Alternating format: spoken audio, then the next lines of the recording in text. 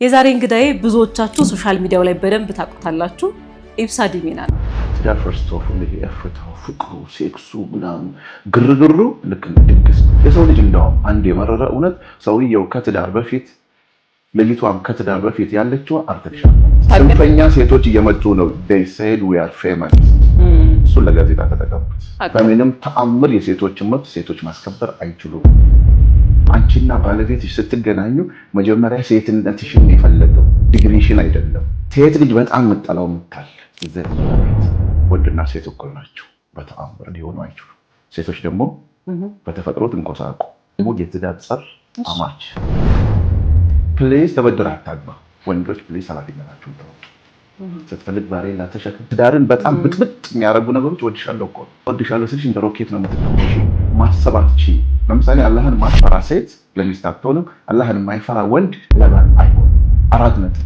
ሴት ልጅ ግን አስባበት ነው የምታጠፋው። ለወንድም ይሰራል። በ80 ማግባት ይችላል ብለ ራስነት ሴቶች በነገራችን ላይ እኮ ቆፍጠን ያለ ወንድ ነው የሚወዱት። አገባሻለሁ ከሚል ቃል በላይ ለሴት ልጅ የሚሰጥ ነገር የለም። ያላገባች ሴት ቀኑን ሙሉ የምታስበው ስለወንድ። ዓለምን የለወጡ ሰዎች የተናቁ የተዋረዱ በሰውኛ እናትህን ማኖርና መጦር ባለህበት እድሜ እስቲ ማማ ኢንተርኔት ሞላበት አሰብር ካርድ ከዚህ በላይ ሞት አለ። አንዳንድ ጊዜ የሰው ልጅ ኢሞሽናል ነው ፓርት አለችበት ህይወት ውስጥ ማለት ነው።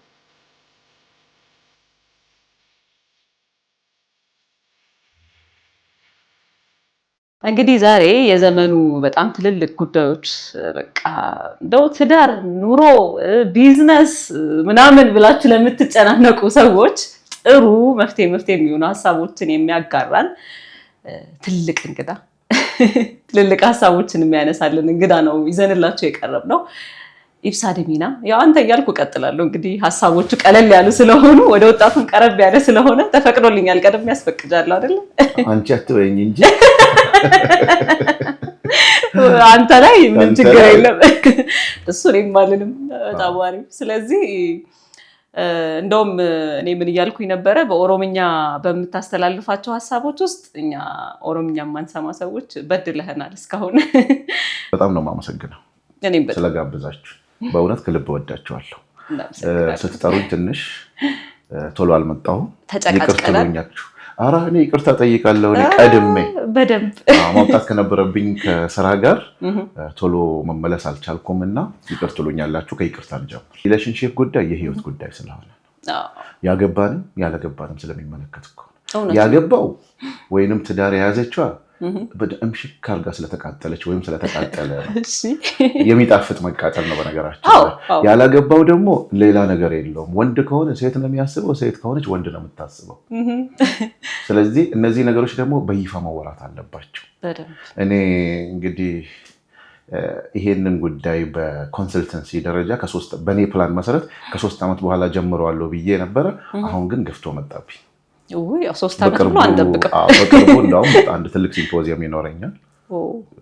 በግልጽ ሁሉም ሰው የሚያወራበት በተለይ ከትዳር ጋር በተገናኘ። በነገራችን ላይ ትዳር ማለት አገር ነው። በቃ ቆንጆ ትዳር ያለው ሰው ቆንጆ መሪ ነው የሚሆነው። ከትዳር ጋር በደንብ ነው የሚያዙ። ትዳር ትምህርት ቤት ነው፣ መስሪያ ቤት ነው፣ ህይወት ነው። ሁሉ ነገር እዛ ውስጥ አለ። ስለዚህ ከየትኛው ልጀምርልሽ? ከመግቢያ ወይስ ውስጡ ካሉት ወይስ ውጪ ላይ ካሉት? ከውጭ ጀምረን ቀስ እያለን እንገባ ይሆናል። ስለ ትዳር አሁን ብዙ ሰው ስለ ትዳር ያወራል። አንዳንዱ የሆነ ገነት ይስልልሃል። በቃ የሆነ በሚያሳይህ ነገር ሶሻል ሚዲያ ላይ በተለይ በምናያቸው ነገሮች ብዙ የሚያብለጨልጩ የሚያምሩ በሰርፕራይዝ የተሞላ በቃ ትዳርን ገነት ብቻ አድርጎ ያሳያል።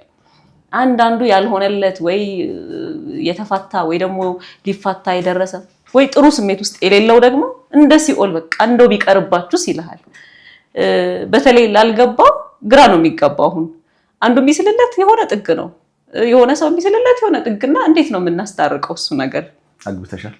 አዎ አግብቼ ወልጄ የ2 ልጆች እናት ነኝ። ተቃጥለሻል? ደስ የሚል እሱን ልል ፈልጌ ነው። ከዚህ የበለጠ አልገባበት። ወደ ትዳር ሲገባ ሰው ከየት ይነሳል መሰለሽ? ሞትኩልሽ፣ አበድኩልሽ፣ ውዴ፣ ማሬ፣ የኔ ውድ ካላንቺ አልበላልኝ አለ። ነገ ስትገባ ደግሞ እንደዛ ብሎ በጥፊ ይላታል። እንደዛ ባለው አፉ ማለት ነው። እነዚህ ነገሮች ወደ ትዳር ስንገባ በስሜትና በኢሞሽን ነው የምንገባው። ወደ ትዳር የምትገባው ለምንድን ነው? ከዚህ ጋር ነው የሚነሳው። ሰዎች ወደ ትዳር የሚገቡት ሙሉ ለመሆን ነው። በቃ ሙሉ ልትሆን ይገባል። አንድ ሴት ወንድ ያስፈልጋታል፣ አንድ ወንድ ሴት ያስፈልጋል። ግን ሲመርጥ በሴክሹዋል ፊሊንግ ነው ወደ ትዳር አብዛኛው የሚገባው። ያ ደግሞ ማሰብ አትችልም። ሴክሹዋል ፊሊንግ ለማሰብ እድል አይሰጥም። ወንዶች አጥፍተን ነው የምናስበው፣ ወንድ ልጅ። ሴት ልጅ ግን አስባበት ነው የምታጠፋው። የኛ ይከብዳል መሰለኝ። አያችሁ፣ አሁን እዚህ ጋር ነው ትዳር ሲጀመር፣ ከዚህ ጋር ነው የሚነሳ። ብዙ ጊዜ ወንዶች ከሴቶች ጋር ሲገናኙ ያቺን ሴት እስኪያገኛት ድረስ ጆሮ የለውም አይን የለውም። በቃ ይሄ ፍቅር ውር ነው። የተራበ አንበሳ ታውቂያለሽ? ያገኘውን በቃ እሱ በቃ ያን ወደ መገነጣጠሉ ነው ሮጫው ማለት ነው። ሴት ልጅ ግን ለመሳሳት ጊዜ ትፈልጋለች። ልትጀነጅናት ይገባል። አሁን እነዚህ ሁለት ሰዎች ናቸው፣ ተሳስቶ የሚያስብና አስቦ የሚሳሳት። የኛን አከበድክብን ነው እንደዛ ማለት ሳይሆን በሪሌሽንሺፕ ውስጥ እነዚህ እውነቶች መነገር ነው ያለባቸው። ራሱን ያላገባ ሰው ሄዶ የሰው ያገባል። ሴቶች ደግሞ በጣም እኔ በሴቶች ሳይድ ነኝ፣ ይቅር በሉኝ ወንዶች። ምክንያቱም የሴት ልጅ አባት ነኝ። የሴቶች መብት ተከራካሪ መሆን ያለበት ወንድ ነው ብዬ ስታንድ የሚይዝ ሰው ነኝ። በምንም ተአምር የሴቶችን መብት ሴቶች ማስከበር አይችሉም። ምክንያቱም በደል አድራሹ ወንድ ሆኖ ጽንፈኛ ሴቶች እየመጡ ነው። they said we are feminist። እሱን ለጋዜጣ ተጠቀሙት። በእግዚአብሔር ሕግም የለም ምድር ላይም የለም። የበለጠ ጨዋታውን ለማክረር ነው እንደዛ የሚሉት።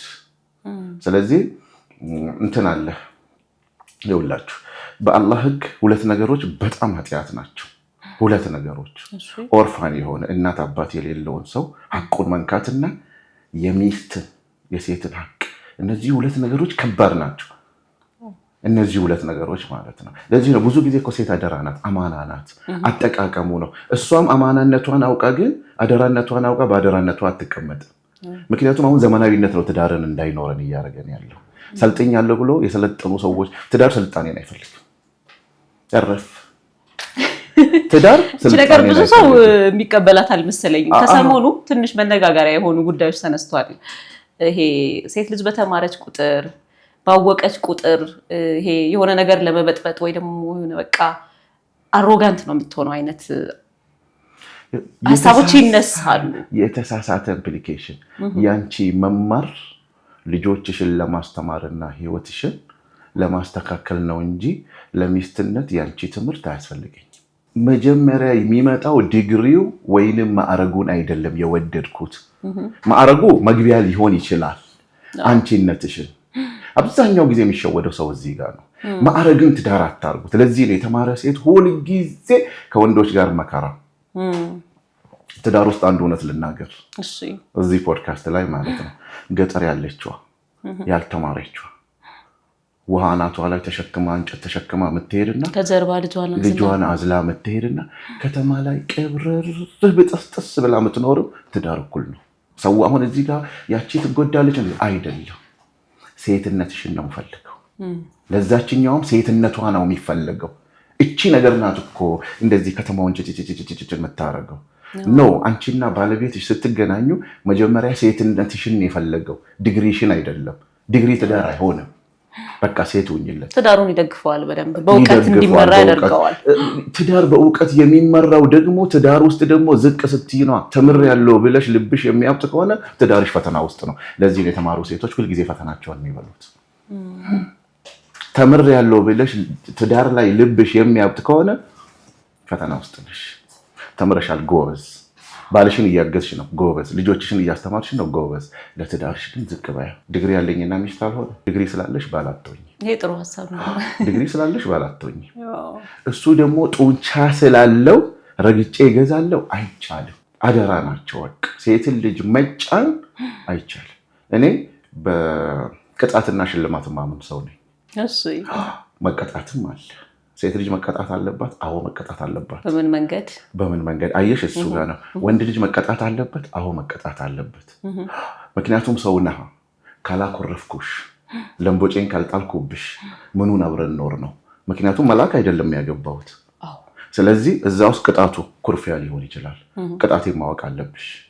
የባሏ ቅጣት ይሄ ወደዛ አትሄዱ። ይሄ የጉልበትና የምጡ እሱን ተውት። እሱ ሰውን አይቀይርም። በድብደባ ቢሆን ኖሮ አህያ ትቀየር ነበር። በድብደባ የሰው ልጅ አይቀየርም።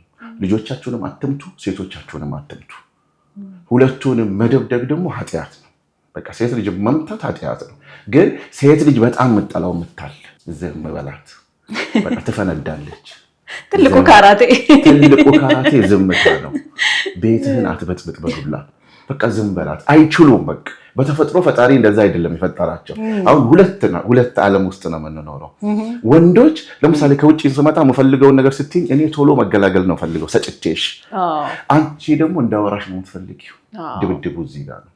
ሴቶች ኮንሰንትሬሽን ነው የሚፈልጉት፣ ማዳመጥን ነው የሚፈልገው። ወንድ ልጅ ደግሞ መፈጸምን ነው የሚፈልገው። ውሳኔ ሲፈጥር ነው። አሁን ሁለቱን ነገሮች ነው አንዳንድ ጊዜ ሚዲያ ላይ እንቀርብና ወይ ተምረናል፣ ሰልጥነናል፣ ቴክኖሎጂ አውቀናል ብንል ወንድና ሴት እኩል ናቸው። በተአምር ሊሆኑ አይችሉም። በተአምር ለየቅል ነው ፈጥሯቸው። ሁለተኛ ደግሞ አንቺ ለምሳሌ ወንድ የምትፈልጊው ለትግል ነው እንዴ? አይደለም። ለኑሮ ነው፣ ለአጋርነት ነው፣ ለድብድብ አይደለም። እኩልነት የሚባል መጀመሪያ ይሄ እኩልነት የሚባለውን ነገር ፕሊዝ እቺን ነገር እናጥፋ ከምድር ላይ። እኩልነት የሚባል ነገር የለም። ተፈላጊና ተፈላላጊ አድርጎን የፈጠረን መለካከቱ ራሱ ጥቅም ያለው አይመስለኝም። ኖ ፈርስት ኦፍ ኦል በቃ ወንድና ሴት እኩል ናቸው ምናምን እሱ ስለተባለ ጋዜጣ ላይ እንደዚህ ተደርጎ እሷ ሴቶች መብት ምናምን እነዚህ ነገሮች ጭራሽ ችግር ነው የሚያባብሱት ብዬ ነው የማስበው። አንድ ጤነኛ የሆነ ወንድ ለሚስቱ ተገዢ መሆን አለበት።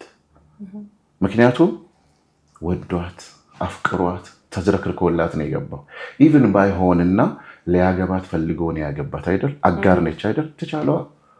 ሴቶች ደግሞ በተፈጥሮ ትንኮሳቁ እንተነኩሳለን እንዴ? እንትና ወንድ ልጅ ቀጥታ ፊዚካል ነው፣ ተፈጥሮ ነው። እሷ ደግሞ ምንድነው ፈጣሪ የሰጣች ምንድነው? ትንኮሳ ነው። ኧረ ጠቅ ነው በፍቅር ውስጥ ማለት ነው። ለምሳሌ አንዳንድ ጊዜ ባልና ሚስት ማታ ተጣልተው ወይንም አኩርፎ አድርገው ማታረገውን ነገር ጠዋት ታደርጋለች። ለምሳሌ ምን ነው ዛሬ ብለው ማታውቀው ምን ነው ዛሬ ልብስ አላማረብህም? ለከፋ እኮ ነው፣ ፍቅር አይደለም። ጫማውን ቀይሩልህ ትላለች፣ ለከፋ ነው። በፍቅር ውስጥ ነው የምትላከፉት። በዛ ጊዜ አጅሬ ነግሬሃለሁ ዘን ዋናው ዝምታ ነው። ትዳር ውስጥ ደግሞ ትልቁ ነገር ምንድነው? መቻቻል የምትለው ቃል በትክክል የሚሆን አንዳንድ ጊዜ የሰው ልጅ ሙዲ ነው። በቃ ሴቶች በጣም ወይ ባለቤት በጣም የሚፈላባትና የምታሳብድ ሳላሽ ስትደርስ ወደ ፊዚካል አትሄድ፣ ኢግኖር አድርገህ ዝም ብለህ አሲፍ በቃ ነቲንግ እንዳልተፈጠረ። እሱ ደግሞ ልክ አግሬሲቭ ሆኖ ብሎ ብድግ ሲነሳ ሶሪ ሃኒ አላጠፋሽም እኮ ከዛ ቤቱ ይረግባል። ምክንያቱም ትዳር እንደሚወራው ወተት አይደለም፣ ወተት ብቻ አይደለም፣ ወይ በርበሬ ብቻ አይደለም፣ ወይ ሲኦል ብቻ አይደለም፣ ወይ ገነት ብቻ አይደለም። እንደዚህ ብላችሁ ሰዎች አታሳስቱ። ትዳር ምድር ላይ ያሉት ነገሮች ሁሉ ውስጡ አሉበት። በቃ መቃጠሉ፣ መደሰቱ፣ መበሳጨቱ፣ ኤክስፔክቴሽኑ። ምክንያቱም በተለይ አሁን ባለንበት ዘመን በጣም ከባዱ ለወንድ ከባድ የሆነው ምንድነው? እናንተ አይናችሁን ነው የምትኖሩት፣ ጆሮአችሁን ነው። እኛ አይናችንን ነው፣ እናንተ ጆሮአችሁን ነው የምትኖሩት። እንትና ለእንትና ያደረገላትን አይተሃል? አብራችሁን የተማራችሁት እኩል ነው የተመረቃችሁት። ከየት ያምጣልሽ? ትዳራችሁን ጨዋታ ሳጡት። እንደ ቤታችሁ ኖሩ፣ እንደ ጎረቤት አይደለም። ትዳር ሪያሊቲ ነው። ሁለተኛ ደግሞ ወደ ትዳር የምትገቡ ወጣቶች ፕሊዝ፣ ይሄ አሁን ያለበት የሴክስ ፍላጎትና እፍታና ይሄ ስሙቺው መሳሳሙ ምናምን እሱ አይደለም ትዳር። እቺ ሁሉ ትረግባለች። then life start it become boring። ምክንያቱም ላይፍ ነው። ከዛ በኋላ ልክ እንደ ቤት ነው የሚታደሰው ትዳር። ቀለም ትቀባዋለህ፣ የተሰበረ ቦታ ካለ ፈርኒቸር ልትቀይር ትችላለህ፣ ትወልዳለህ። እዚህ ጋር እርር ብለህ በልጅ ልትደሰት ትችላለህ። አንዳንድ ጊዜ ደግሞ ቤቱን አዟዙረው በተቀመጠው ነገር ሊሆን ይችላል። ትልቁ ነገር ግን ትዳር ውስጥ ያለ ሰው ሃይማኖት ይኖረው። ሃይማኖት የሌለው ሰው ለትዳር አስቸጋሪ ነው። በቃ ትዳር የሌለውን ሰው ወዶኛል ብላችሁ የፈለገ ያህል ቢወዳችሁ ትዳር ሃይማኖት የሌለውን ሰው ለትዳር አትምረጡት። ሁለተኛ ደግሞ እህቶቼ ኦር ልጆቼ፣ በተለይ ሴት እህቶቼ ፕሌስ እድሜ እየሄደ ነው ብለሽ የማይሆን ምርጫ ጆሮሽን የሲጋራ አሽትር የሚያደርገው ወንድ ጋር አትሂጂ። እድሜ ሄደ በቃ ምርጫ የለኝም ብለሽ ቢቀርብሽ ነው የሚሻለው። አንዳንድ ጊዜ ሰዎች እንዴት አታገቢም እንዴ ጓደኞችሽ ያገቡ አይኖሩልሽም። አብዛኛው እኛ በባህላችን የማንኖረውን ኑሮ ነው። እንዴ አንቺ ምን ሆነሽ ነው እስከዛሬ ያላገባሽው? ምን እንደምትጠብቂው ምናምን ነው። ትዳር በረከት ነው፣ ፈጣሪ ነው የሚሰጠው። በቃ ጸሎትሽ ላይ በርቺ። እድሜ ሄደ ብለሽ ቀንዳሙን ባላታርጊ። ይሄ ትልቅ ነጥብ ይመስለኛል። ያው የማህበረሰብ ጫናውም አለ፣ ያደግንበት ሁኔታ ስላለ የሚጫኑን ነገሮች ይኖራሉ። አዎ እነዛ የሚጫኑ ነገሮች አንዴ ገብቼበታለው ብላ ነው በቃ ዘላለሙን ይሄ የማይጣፍጥ ስትረስፉል የሆነ ላይፍ የምትኖረው። ወንዶች ደግሞ እንትን ነው እድሜያችን አያረጅም ብላችሁ አትቅበጡ። ሁለት የተለያዩ እቺ የእድሜ ጥያቄ ስትነሳ ለሴቶች ብቻ አይደለም፣ ለወንድም ይሰራል። በ80 ማግባት እችላለሁ ብለህ ራስን አትሸውድ። ያው በምርኩስ ትምህርት ቤት በ80 አግብተህ ልጅህን ማጫወት አትችልም። ማጫወት አትችልም፣ ማግባባት አትችልም። ወንድ ነኝ ብለህ በእድሜ አትኩራራ። ለምሳሌ አንድ ሰው ሁልጊዜ እናቱ እየተመታች እያየ ያደገ ልጅ ነገ ሚስቱን ከመምታት ምንም ወደኋላ አይልም። ስለዚህ በተለይ ፕሌስ ካገባችሁና ከወለዳችሁ በኋላ ለሚቀጥለው ትውልድ ብላችሁ ፕሌስ በቃ ባይመችህም ዋጣው። ወደ ዱላ ወደ አላስፈላጊ ነገር አትሂድ። እነሱ ነገሮች ትውልድን አገርን ነው የሚያጠፉት። ምክንያቱም የሰው ልጅ በነገራችን ላይ እንዲህ እንደምናወራው አይደለም። ያደገበትን አካባቢ ነው የሚመስለው፣ ያደገበት ቤት ነው የሚመስለው። አንድ ሰው ጤነኛ ነው፣ ጥሩ መሪ ነው፣ ጎበዝ አለቃ ነው፣ ጎበዝ አባት ነው የሚለው ነገር በሱ ውስጥ አለ፣ ቤተሰቡ እሱ ውስጥ አሉ። ሁላችንም አንድ የኦሮምኛ አባባል አለ፣ ሜሻን አበፈከት ይላል። እቃ ባለቤቱን ነው የሚመስለው ይላል። እንዳያያዙ በቃ እሱን ነው የሚመስለው እኮ። ስለዚህ ነውር ያልሆኑ ነገሮች አሉ። አንቺ ያደግሽበት በአባትሽና በእናትሽ መሀል በሚደረጉ ነገሮች ነውር አይደለም። ምክንያቱም ስለዚህ እሱ ነገር ግን ትምህርት ቤት ነው። ከመማር በላይ ደግሞ የሰው ልጅ የሚኖረው ይሄ ፊት ለፊት የምናወራበት ኮንሸሱን ሳይሆን ሰብኮንሸሱን። ሴት አይደለሽም እንዴት አባትሽ ነው የምትመልሽልኝ የሚል ሰው ካገኘሽ ጀርባውን ሴት አይደለሽም እንዴት አባትሽ ነው የሚያደርግሽ? ይሄ ሀርሽ በሆነ ኮሚኒኬሽን ሲናገር ያደገበት ሀርሽ ነው። እናቷን አይተህ ልጅቷን አግባት እኮ ነው ሪያሊቲ። እናቷን አይተህ እሱ እኮ በቃ ቤስት እኮ ነው። ስለዚህ ቀላል አይደለም። በእያንዳንድሽ ቤት ራስሽን ጠይቂ። እሱን አላብራራው። የእናት የምናምን ጉዳይ ካነሳሽ ሌላ ደግሞ የትዳር ጸር አማች፣ እሱ ደግሞ የብዙ ሰው ፈተና እነከዋለን። በጣም ነው የምወዳችሁ አማቾች፣ በጣም ነው የማከብራችሁ። ግን እጃችሁን ከልጆቻችሁ ትዳር ላይ ሰብሰብ አድርጉ። በራሳችሁ ውስጥ ያጣችሁትን ነገር በልጃችሁ ትዳር ውስጥ አትፈልጉት። በቃ እሷም አግብታ ወይዘሮ ተብላለች፣ በቃ ውጪ ይላት። የልጅሽ ትዳር ውስጥ ልጅሽን የወደድሽ መስለሽ የልጅሽን ትዳር መከራውን አታብይ። በሁለቱም ሳይድ፣ በወንዱም በሴቱም ሳይድ፣ በሁለቱም ሳይድ የብዙ ፍቾች እንደው ምክንያት እኮ ስንሰማ የቤተሰብ ጣልቃ ገብነት ነው። ጣልቃ ገብነቱ ግን አለማወቅ ነው። በነገራችን ላይ ጥላቻ እኮ አይደለም ከፍቅር ነው። እንደ ድመት ከመውደድ የተነሳ ድመት ልሳ መጨረሻ ላይ ልጇን ትበላለች። ይሄም እንደዛ ነው። የልጆቻቸውን ትዳር የበሉት ከመጥላት አይደለም። የልጁ ተጠረ አይኖር ከክፋት አንዳንድ ጊዜ ምን ይመጣል መሰለሽ፣ በራሷ ትዳር ውስጥ ያጣችውን አንድ እናት፣ ብዙ ጊዜ ወንዶች በዚህ ላይ ለዘብተኞች ነን። ለዛ ነው ወደ እናት ምለው። እናቴን በጣም ነው የምወዳት። በራሷ ህይወት ውስጥ ያጣችውን ነገር በልጇ ውስጥ ትፈልጋለች። ስለዚህ ያ ነገር የቱ ጋር ይጀምራል ማለት ነው? የልጆቹ መጋባትና ፍቅሩ ትዳሩ ውስጥ ሳይሆን የእሷ ልጅ የምትኖረውን አይነት የምታልመው አለ በምናቧ። ያ ነገር ደግሞ ከላይፍ ጋር አይገጥምም። እንትን እንኳን አያደርግልሽም እንዴ? እንትና እኮ ይኸው መኪና ትነዳለች። ደግሞ ሁልጊዜ በዓል ሲመጣ ልብስ ብቻ ሳይሆን የቤት ሶፋ ይቀየራል፣ ለአማቾቹ ይቀየራል። አንዳንዶቹ ደግሞ የልጃቸውን ትዳር የገቢ ምንጭ ማድረግ ይፈልጋሉ። ታሪካዊ ስህተት። ለራሳቸው የገቢ ምንጭ ብለው የልጆቻቸውን ትዳር ያፈርሳሉ።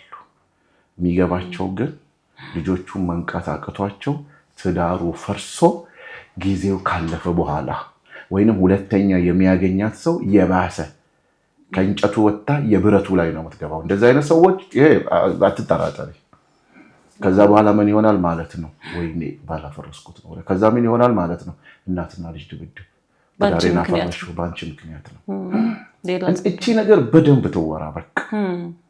ሌላ ደግሞ ማነው ችግር ያለበት? አንቺ ለጓደኛሽ የምትመርጪ አንቺ ነሽ እኮ ወንድም። ሶሪ ቱ ሴይ ዳት ለምሳሌው እንዲመች ነው።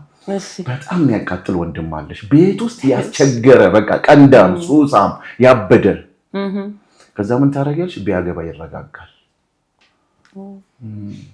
ትዳር እንደዚህ ቀላል ቢያገባ ይረጋጋል ይባልና ከዛስ ምንድነው የሚፈልገው? አይደለም በጣም ጥሩ ላስቲኳ ያልተቀደደ ቤተሰቧ ክብር ያለው ለማ ለዚህ ለቀንዳሙ። ከዛ ታሪካዊ ስህተት የሚሰራው አንቺ ጋር ነው። እንዴት ምትወጃትን ጓደኛሽን ወንድምሽ እንድታገባ አሳልፍ እሷን ትሰጫት፣ ፕሮፖዝ ታደርጊያታለሽ። እሷ ደግሞ ስትገባ ግራ ይገባታል። በስርዓት ያደገች ልጅ ላበደ ወንድ ትይዟለች፣ ይይዛታል የሚባል አባባል አለን። እንትን አለ ካገባ ይሰክናል።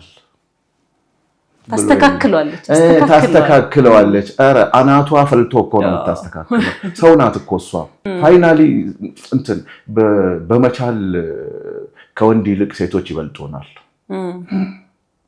ስንችልም ደግሞ የሚችሉ ወንዶች አሉ። ስለነሱ ሌላ ርዕስ እንነሳ።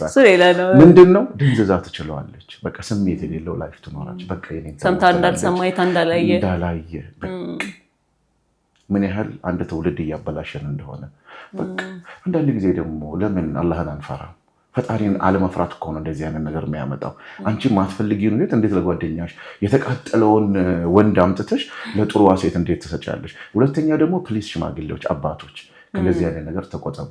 ምክንያቱም ነገ አላህ ፊት ትጠየቅበታለህ። ቀንዳሙን ልጅህን ለጤነኛዋ ልጅ ሰጥተህ በኋላ ላይ የሚመጡ ችግሮች እቺ ልጅ ሰው ናት፣ እዘንላት። ልጅህን ማስተካከል ባለብህ መንገድ አስተካክለው። በቃ ቀድሞ መሰራት ያለበት ሰው ካለ መሰራት ያለበትን ነገር ትተው እንደዚህ አይነት የተፈጠሩ ነገሮችን ደግሞ ወደ ሃይማኖት ቦታ ይወሰዷቸው፣ ኤክሰርሳይዝ ያደርጉ። እዛ በሱስ ከናወዘበት ኤሪያ ደግሞ አካባቢ ይቀይሩለት። በቃ ሰው ከሆነ በኋላ ወደ ትዳር አምጡት። ይሄ ያበደ በሰውና በሰይጣን መሃል ያለውን አምጥታችሁ ሌላ ፈተና፣ ትልቁ ፈተና አሁን እየሆነ ያለው እሱ ነው። ከተገባስ በኋላ ይሄው ሳይገባ በፊት ያሉ ጉዳዮችን አወራን። ከተገባም ገባንበት። በእርግጥ ከተገባ በኋላ ብዙ ጋብቻዎች ሳይቆዩ ወደ ፍቺ ያመራሉ። ከዛ ደግሞ በጣም በሚያስደነግጥ ሁኔታ ረጅም ዓመት የቆዩ ትዳሮች ሲፈርሱም እናያለን። እኛ ይሄ ከላይ የምናውቀው ያው ዞሮ ዞሮ የቤቱን የሚያውቀው ቤት ውስጥ ያለው ነው። ጎረቤት ላያውቅ ይችላል። ከረጅም ዓመት በኋላ በቃ በጣም የሚዋደዱ ባለትዳሮች ምናምን ተብለው የምናውቃቸው ሰዎች 20 ሊሆን ይችላል፣ 30 ሊሆን ይችላል፣ 10 15 ዓመት በኋላ ትዳሮች ይፈርሳሉ። ያው ምክንያቱ የትኛው ነው የሚለውን ላናቅ እንችላለን። የሚወራው ከላይ ሽፋኑ ሊሆን ይችላል። ብዙ ናቸው። ፍቺን እንደዚህ ያበረከተው ምንድነው? አለመቻቻል። ትዳር ፈርስት ኦፍ ኦል ይሄ እፍታው፣ ፍቅሩ፣ ሴክሱ ምናምን ግርግሩ ልክ እንደ ድግስ ነው። ድግስ ህይወት ሆኖ አያውቅም። ወደ ውስጥ ስትገባ ግን የምትጠብቃቸዋሉ ልትቆጣጠረው ማችል። አንዳንድ ጊዜ ከአቅም በላይ ከሆነ ኦኬ ወደ ፍቺ ሄድ። ፍቺው ግን ስሙዝ ይሁን፣ ሰላማዊ ይሁን። ከዛ ውጭ ግን ኤክስፔክቴሽን አሁን ውጭ ላይ የምትጫወተው፣ የምትገባበዘው፣ የምትተቃቀፈው፣ የምትሳሳመው እነዚህ ነገሮች ውሸት ናቸው። የሰው ልጅ እንደውም አንድ የመረረ እውነት ሰውየው ከትዳር በፊት ልጅቷም ከትዳር በፊት ያለችው አርቲፊሻል ናት። ያረፍ ከትዳር በፊት ያለው ወንዱም ሴቱም ውሸታም ነው፣ አስመሳይ ነው። ራሴን እየፈተሽኩ ነውና ለምንድን ነው ወደዚህኛው እኔም አለሁበት። በነገራችን ላይ ሳውራ ራሴን መላክ አድርጌ አይደለም። እናንተ ፊልም የምታደርጉትን ነገር ሁሉ ፊል አደርጋለሁ። ሰዎች ከትዳር በፊት የነበራቸው ወደ ትዳር ሲገቡ ከዛው ፊት አግብተሽ አታውቂም። ኒው ኦርጋናይዜሽን ሁሉም ሰው አግባ እንጂ ሲባል እውነቱን እየነገረህ አይደለም። ላይፍ ነው የምትጀምረው፣ የህይወትን ረጅሙን አቀበት።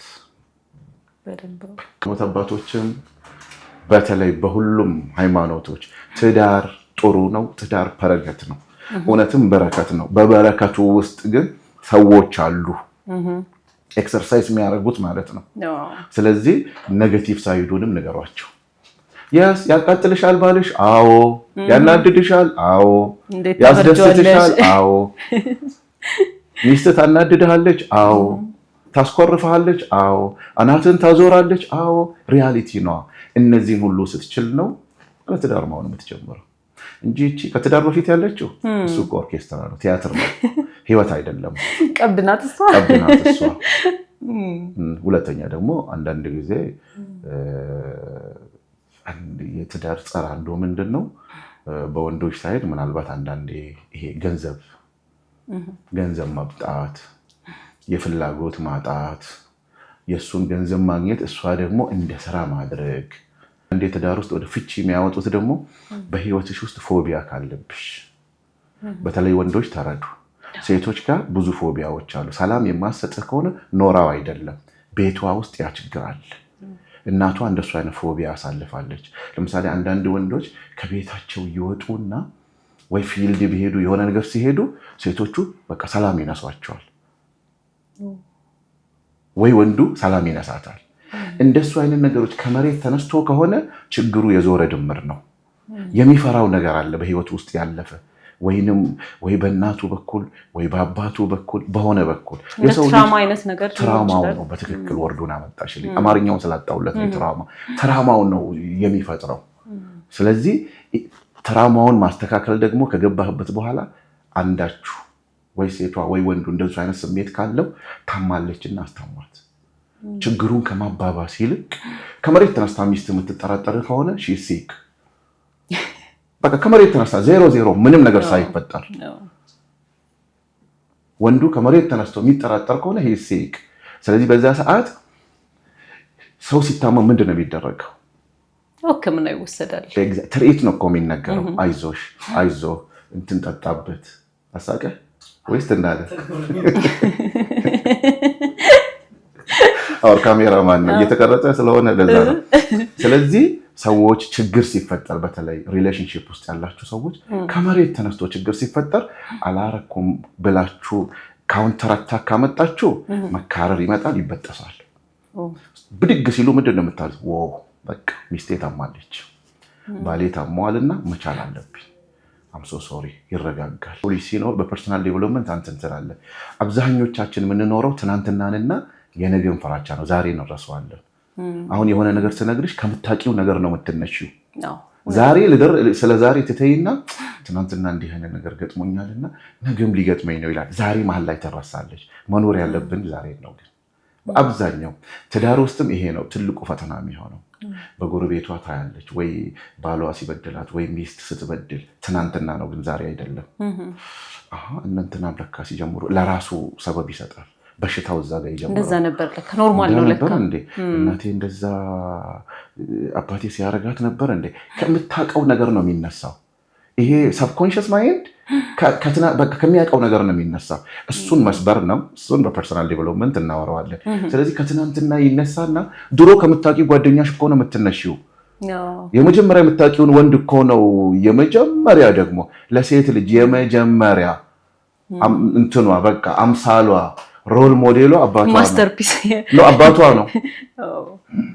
አባቶች በጣም በተለይ ሴት ልጅ ያለህ አባት ፕሌስ ካሁኑ ቀፋትና ወድሻለሁ በላት። እቺ ነገር ትዳሯ ውስጥ ትልቅ ፈተና ሆኖ ነው። በቃ ሴት ልጅ ያለው ኢቭን አባት ከሌለ አጎት፣ ታላቅ ወንድም ፕሌስ ሃግዴም በቃ ቅፍ አድርግና እንደምታምር ቆንጆ እንደሆነች እንደምትወዳት ንገራት። ፍቅርን እያዩት እየሰሙ ካደጉ ብርቅ አይሆንባቸው። እነዚህ የሚረብሹ ወርዶች ትዳርን በጣም ብጥብጥ የሚያደርጉ ነገሮች ወድሻለሁ እኮ ነው ሰምተሽ አታውቂው። ከዛ በኋላ ወድሻለሁ ስልሽ እንደ ሮኬት ነው የምትተኮሺው። ማሰብ አትችይም።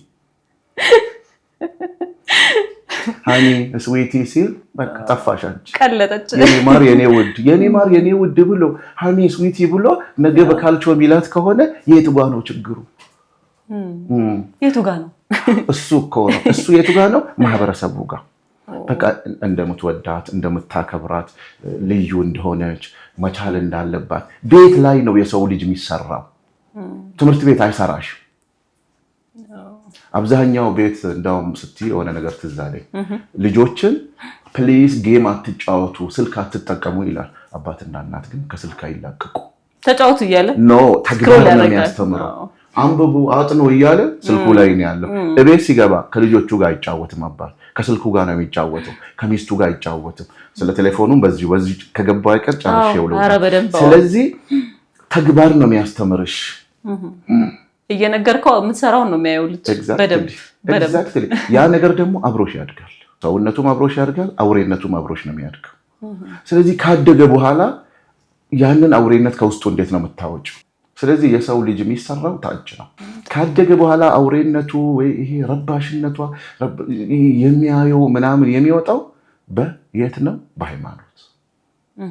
ትልቁ መሰረት ያለው ቅድም ያልኩት ነገር ነው። ለምሳሌ አላህን ማትፈራ ሴት ለሚስት አትሆንም፣ አላህን የማይፈራ ወንድ ለባል አይሆንም። 4 ነጥብ። በቃ በየትኛው እምነቱ ውስጥ እምነት የሌለው ሰው በቃ ለትዳር አይሆንም። እምነት ምን መሰለሽ? ችግሮች ሲመጡ ከአቅማችን በላይ የሆኑ ነገሮች ሲመጡ ወዴት ነው የምትሸሽው?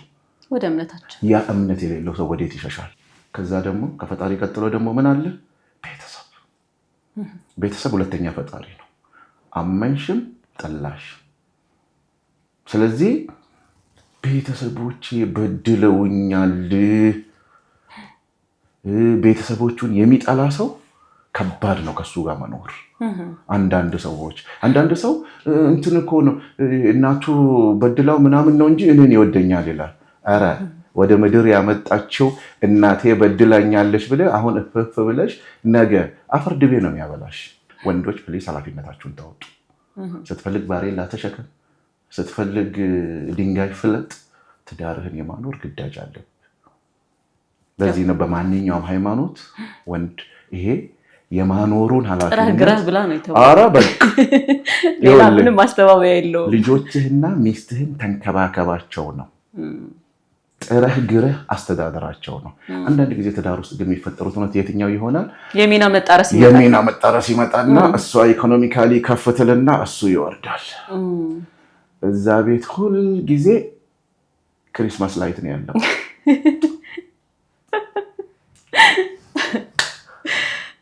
ስለዚህ የራስ ቦታ ላይ ስትገኝ የሚጎድለውን በዛ ልክ ይቀንሳል። ትንሽም ብትሆን የመረረ እውነት ነው። ይቅር በሉኝ ሴቶች፣ በጣም ነው የምወዳችሁ፣ በጣም ነው የማከብራችሁ።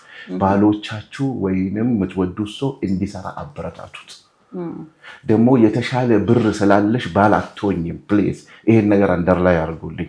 ብዙ ብር ስላለሽ፣ ቆንጆ መኪና ስለነዳሽ፣ እሱ በእግር ስለሆነ በምንም ታምር ባል አትሆኝም። ከየት ታመጣዋለች? ፈጣሪም አልሰጠሽው፣ ብር ነው ያገኘሽው እንጂ አንዳንድ ጊዜ የሚና መጣረዝ ይገለበጥና ባልነት እዛ ጋር ይመጣል። ባልነት ሲመጣ ደግሞ አለቅ። እሷም ደስተኛ አይደለችም፣ እሱም ደስተኛ አይደለም።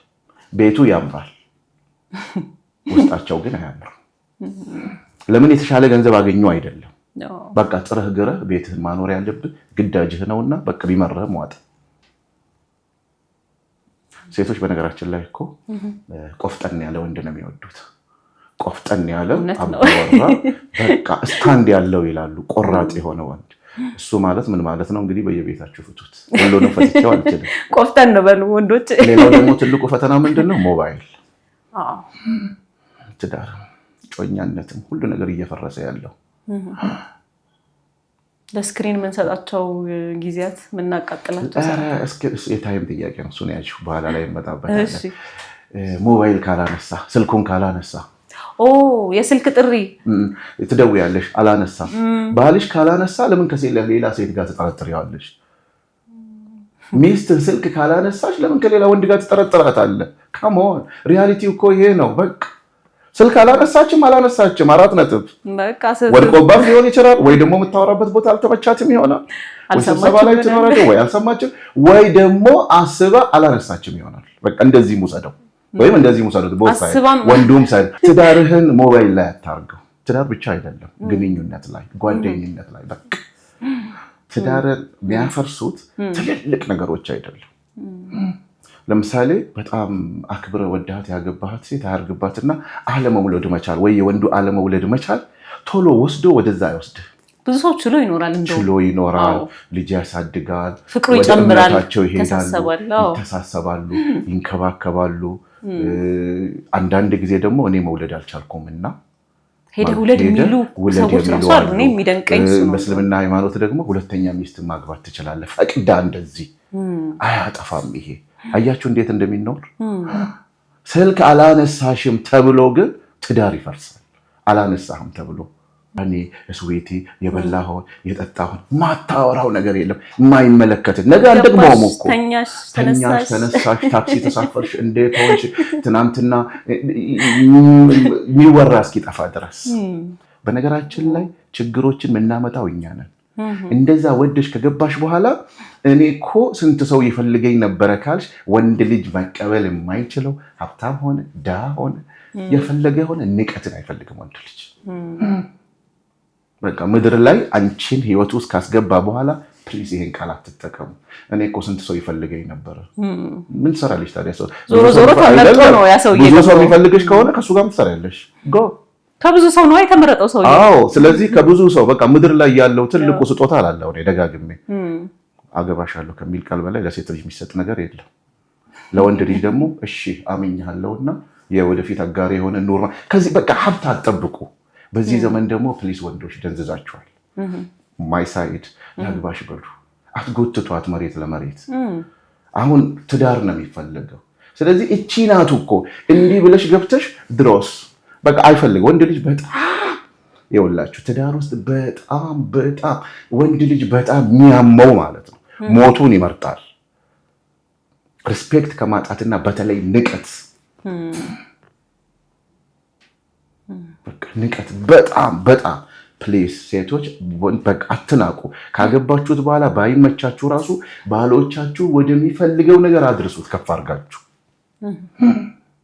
አንተ ደግሞ ስታስተዳድራት አማናውን ተቀብለ በቃ አቅብጣህ ኖራታ ተንከባከባት እኮ ነው የተባልከው ሞግዚት በቃ ውደዳት አፍቅራት ከዛስ አትጉዳት እሷን መጉዳት በፈጣሪ ዘንድ አያጸድቅህም ተብሏል አይደለም ሚናህን ተወጣ ሚና ልገልብጥ የምትል ሴት ትዳሯ የለም ሚና ልገልብጥ የሚል ወንድ የለም ብዙ ጊዜ ወንዶች ምንሸወደው ምንድነው ከመግባታችን በፊት እንወርዳለን መውረድ የሌለብንን ደረጃ ዝቅ እንላለን በቃ ይርመጣመጣል ታች ላይ ከዛ በኋላ የእናንተ ጭንቅላት ደግሞ አይረሳም ያዘ በቃ የሴት ልጅ ጭንቅላት ያዘ ነገም ትፈልገዋለች አይደለም ነገር እየመረጥክ ቀድሞ ኖ በቃ ነገ መድገም ማትችለውን ነገር አኒ ስዊት ይብለ የውሸት አታርግ በቃ ዛሬ ታኩረፍ ሰው ናትና አውቃበት አምናበት የሌለህ ማንነት ደግሞ አታሳየት ተበደረ ጥሩ ካፌ ላይ 5 ኮከብ ላይ ወስደ ቤት ስትወስዳት እኮ 0 ኮከብ ነው እንዴት ተቀበለው በቃ ባለህ ነገር አንቺም ስትወጂው እሱነቱን ተቀበይ ሰውነንና ያቺ 5 ኮከቡን እናውጣት አለባበሱ ደስ ይላል እንዲያምር አርጊው እንጂ ከዛ ውጪ ግን እዛ ውስጥ ያለው ኮቱን ሳይሆን ኮቱ ውስጥ ያለው ልብሷ ውስጥ ያለችዋን ሴትዮና ሰውየውን አግቢው ሰውየውን ካገባሽ ሴትዮዋን ካገባሃት ትችለዋል በቃ ለአቅመ አዳም ደርሰሽ ለአቅመ ሔዋን ደርሰሽ ማግባት ካለብሽ ሴቷን ማኖር ካለብህ ይኸውላችሁ እቺን ነገር ግን እንዳትረሱ ፕሊስ ፈጣሪውን የማይፈራ ፈጣሪዋን የማትፈራ ሴት አታግቡ ወንድም ከሆነ አታግቡት በቃ ደን ምክንያቱም የመጨረሻ መሸሸጊያውን ነው የሌለው ይሄ ሰው ችግር ሲመጣ አትፈታው ለምሳሌ አንዳንዴ ሽምግልና ይመጣል ስለዚህ አንዳንድ ነገሮች ሲመጡ የመጨረሻው ፍቺ እባክህ ስለፈጠረህ ቆም በቃ እዛ ጋር ትቆማለህ ከፈጣሪ በላይ ምንም የለማ ይሄ እምነት የሌለው አጉል ዘመናዊነት በምን ታስቆመዋለህ በቃ ወይ ገደል ገብቶ ወይ ተጋጭቶ ወይ ታይዘው ይጠፋሉ ስለዚህ ሁል ጊዜ እቺ ነገር እንዳትረሷት እቺ ውጪ ላይ የተነሳችው ፎቶ እንዴት አባቱ ነው ወንዙ ከኋላ ፈረስ አንዳንዴ ሰማዩን ሁሉ ዝቅ አድርገው ያቀርባሉ ልብሳቸው ያምራል ያለው ያድርግ በሱ ብታገቢ ሚስት ነሽ ኬሻ በጠረባ ብቻ ባለው ፍቅሩን ሰጥቶሽ ቢያገባሽም ሚስት ነሽ በፈጣሪ ዘንድ እኩል ነሽ የሌለው ማንነት ስቱዲዮ ካልተነሳም ብለሽ ተበድሮ ትዳርን ጀምሮ ከዛ በኋላ የመጨረሻው ዕዳ አንቺ ነሽ። ተከፍለዋለች፣ ትወጣለች። ዕዳው የሚከፈለው በእሷ መውጣት ነው። በጣም ከባድ እኮ ነው። ምክንያቱም ፕሌስ ተበድረህ አታግባ፣ የፈጣሪ ቃልም አይደለም። ጥረህ ግረህ አኑራት ነው የተባለው። ሁለተኛስ እኔ ብር አለኝና በእኔ ብር ደግስና፣ አይታችኋል አለሻ በእኔ ብር ደግስና አግባን፣ ችግር የለውም ለፎቶ አይደለም እንደቺን እናልፋለን። ያቺን ዱላ ታረጊያለሽ እንደ ይሄን ሁሉ ኢንቨስት አድርጌብሃለሁ። ለወንድ ልጅ እሷ ደግሞ ሬት ናት። ሞቱን ነው የሚመርጠው። በሰዓቱ ፍፍ ብሎ ነው የገባው። እውነት እንዳይመስላችሁ ላለማጣት ብሎ አንቺን ላለማጣት ብሎ ወንዶች ሴቶችን ላለማጣት ብዙ ዋሽተናል። የመረረ እናንተ እኮ ነግሬያቸዋለሁ የመተንኮስ። ስለዚህ በቃ ስትወርጂ ፈጣሪ ያንን ነገር ሰጠሽ አይደለም፣ ደን ጊፍት ሰጠሽው አይደለም፣ አትኩራሪበታል። እኔ ነኝ እኮ እንደዚህ ኢንቨስት ያድርጌብህ ሰው ያደረኩ። ኧረ ከዛ ከኔ ጋር ልትኖሪ ሞክሪኛ። አያችሁ እውነቱ እዚህ ጋር ነው ያለው።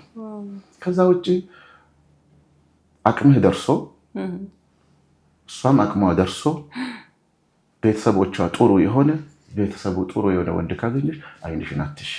ከዛ ደግሞ መጋባት የምትፈልጉ ሰዎች እስማኤል አትተዋወቁ፣ ይዋጥልሻል። ገብታችሁ ተዋወቁ ነው። ምክንያቱም ትዳር ውስጥ የምትጨርሰውን ነገር ውጪ ላይ ጨርሰ ቤት ስትገባ ምን ልታረጋት ነው?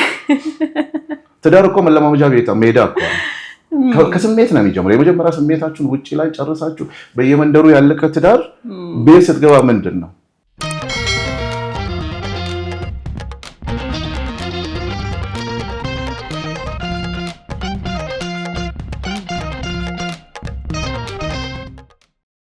እቺ ከፈጣሪ ጋርና ከቤተሰቡ ያለው ግንኙነት ላይ አትደራደሩ። በቃ ከዛ በኋላ ያለው ከፍ ዝቅ ነው።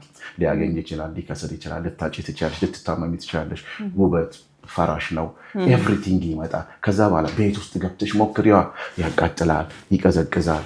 በቃ ሲያቃጥልሽም ትዳርሽ ነው ሙቂው። ሲቀዘቅዝስ በቃ ትዳርሽ ነው። ኮት ደርቢበት ወይ ብርድ ልብስ ደርቢበት።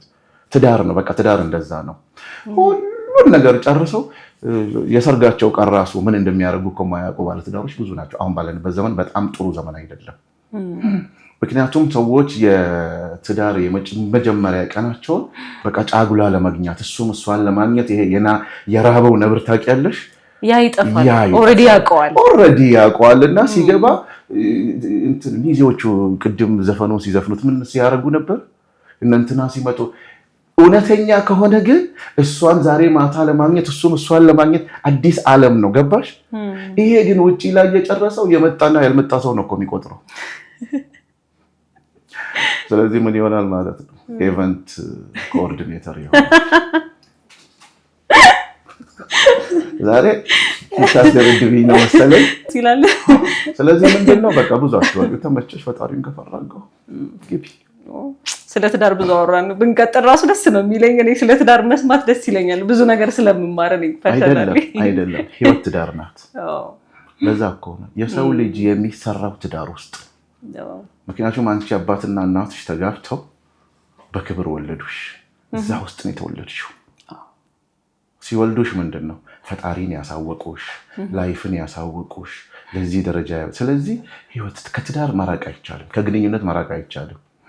ያላገባች ወንድ እኮ ሌላ ማሰቢያ፣ ያላገባች ሴት ቀኑን ሙሉ የምታስበው ስለ ወንድ ነው። ያላገባ ወንድ እድሜው የደረሰ ቀኑን ሙሉ የሚያስበው ስለ ሴት ነው። አላስብም ካለ ራሱን ነው የሚሸውደው። አሁን ለምሳሌ አንዳንዴ እንደዚህ ስልጠና ስሰጥ መሀል ላይ እንደዚህ ስለ ሪሌሽንሺፕ ታነሳለህ። እናንተ ወንዶች ካላገባችሁ እንግዲህ ስለ ሴቶች ኧረ እኔ አላስብም አለ። በጣም ጥሩ ካለ እንደዚህ እያየ የሆነ የማያውቃት ሴት ቲክቶክ ላይ እያገኘ እቺ ደግሞ እንዴት አባቷን የለበሰችው ምን አገባው?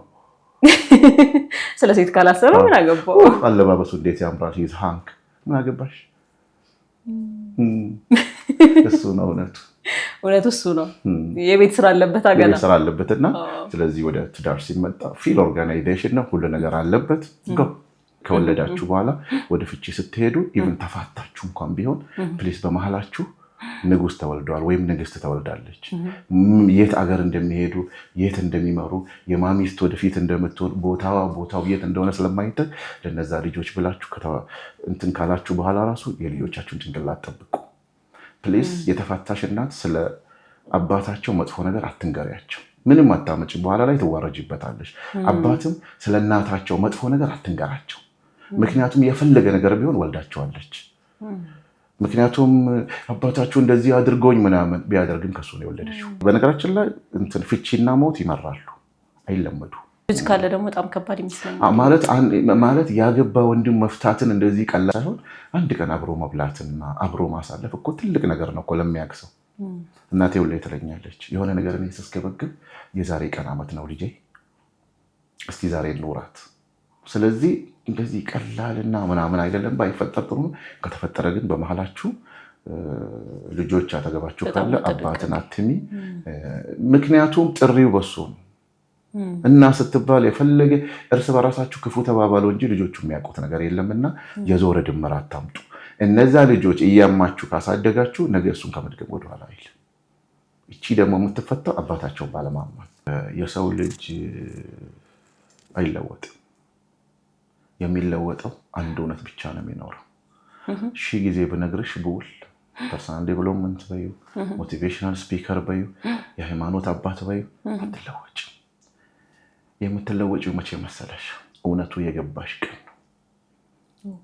የሰው ልጅ አብዛኛውን ጊዜ ስለነገሩሽ ምክር ስለበዛብሽ፣ በዚህ ዘመን እንዳውም ፐርሰናል ዴቨሎፕመንት በዩ ሞቲቬሽናል ምክር ይበዛል፣ አንቂው በዝቷል። ሞቲቬሽን ኢዝ ጋርቤጅ ዊዛውት አክሽን። አሁን ላለው ትውልድ እንደውም ሸክም የሆነው ሞቲቬሽን ነው። አንቂ በዛ። እኔው ለምሳሌ እዛ ውስጥ አለሁበት እንደ ፕሮፌሽናል እነዚህ የሚያነቁ ሰዎችን ከነሱ ውስጥ የሚመችህ ብቻ ውሰድ። በቃ እንደ የምክር ብዛት ይጥላል። በቃ መሸከም ከምትችለው በላይ ያደርጋል። የምትሸከሙን ያህል መውሰድ። መለወጥ እዛ ጋር ነው። ብዙዎች እንደው እሱ እኮ እናቱ ለምናል ያሳደገችው እንደው እዚህ ደረጃ ላይ ደረሳላት ሲባል እንሰማለን። ችግሩ ይመስለኛል ምርጫ የለውም። ምን ይላል? ልጄ ትለዋለች፣ አንተ እስክትደርስልኝ ነው ምለፋው። ይሄን ይዞ ነው የሚያድገው። በተለይ ደግሞ እንደዚህ ያለ አባት ያደጉ ልጆች ልጄ የሴት ልጅ አታስብልኝ። አሁን የሴት ልጅ የሚለውን በኔጌቲቭ አትውሰዱት፣ ገልብጡት። ከማንም በላይ ነው። እንዲህ ዞር ስል ያቺ እናቱ ትመጣበት የተከፈለበት በቃ ዋጋ የተከፈለበት። ስለዚህ ለመዝናናት ጊዜ የለውም፣ ለመቅበጥ ጊዜ የለውም። መቅበጥ ያምረዋል፣ ግን እንዲህ ዞር ሲል እናቱ ትታየዋለች። የሰው ልጅ እንደዛ የሚያነቃ ነገር እስካላገኘ ድረስ አይለወጥም። ለዛ ነው ሰውን አይቀይረውም የሚባለው። ሰውን አይቀይርም። የሚቀየረው ከውስጥ የመጣ ቀን ማንም አይመልሰውም። እውነታው እዚህ ጋር ነው ያለው። አሁን ለምሳሌ አብዛኛው በዚህ ዘመን ምንድነው 21 ሴንቸሪ ኢራ ኦፍ ዲስትራክሽን ይባላል። የግርግር የጩኸት፣ በጩኸት ትደበቂያለሽ፣ በሱስ ውስጥ ትደበቂያለሽ፣ በጓደኛ ውስጥ ትደበቂያለሽ፣ በሶሻል ሚዲያ ውስጥ ትደበቂያለሽ። እነዚህ ነገሮች ወዴት ነው የሚወስዱት? ወደ ስትረስ፣ ወደ ሌለ ማንነት ማለት ነው። እውነተኛ ማንነት ያለው ሰው ሁል ጊዜ ሲነሳ ይናቃል።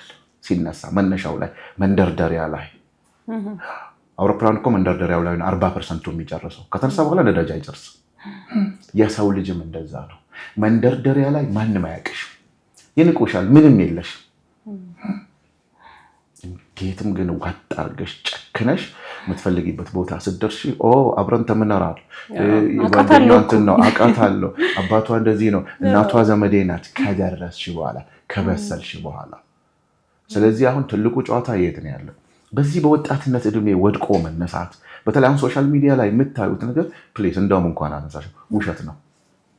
ውሸቶቹን ልንገራቸው።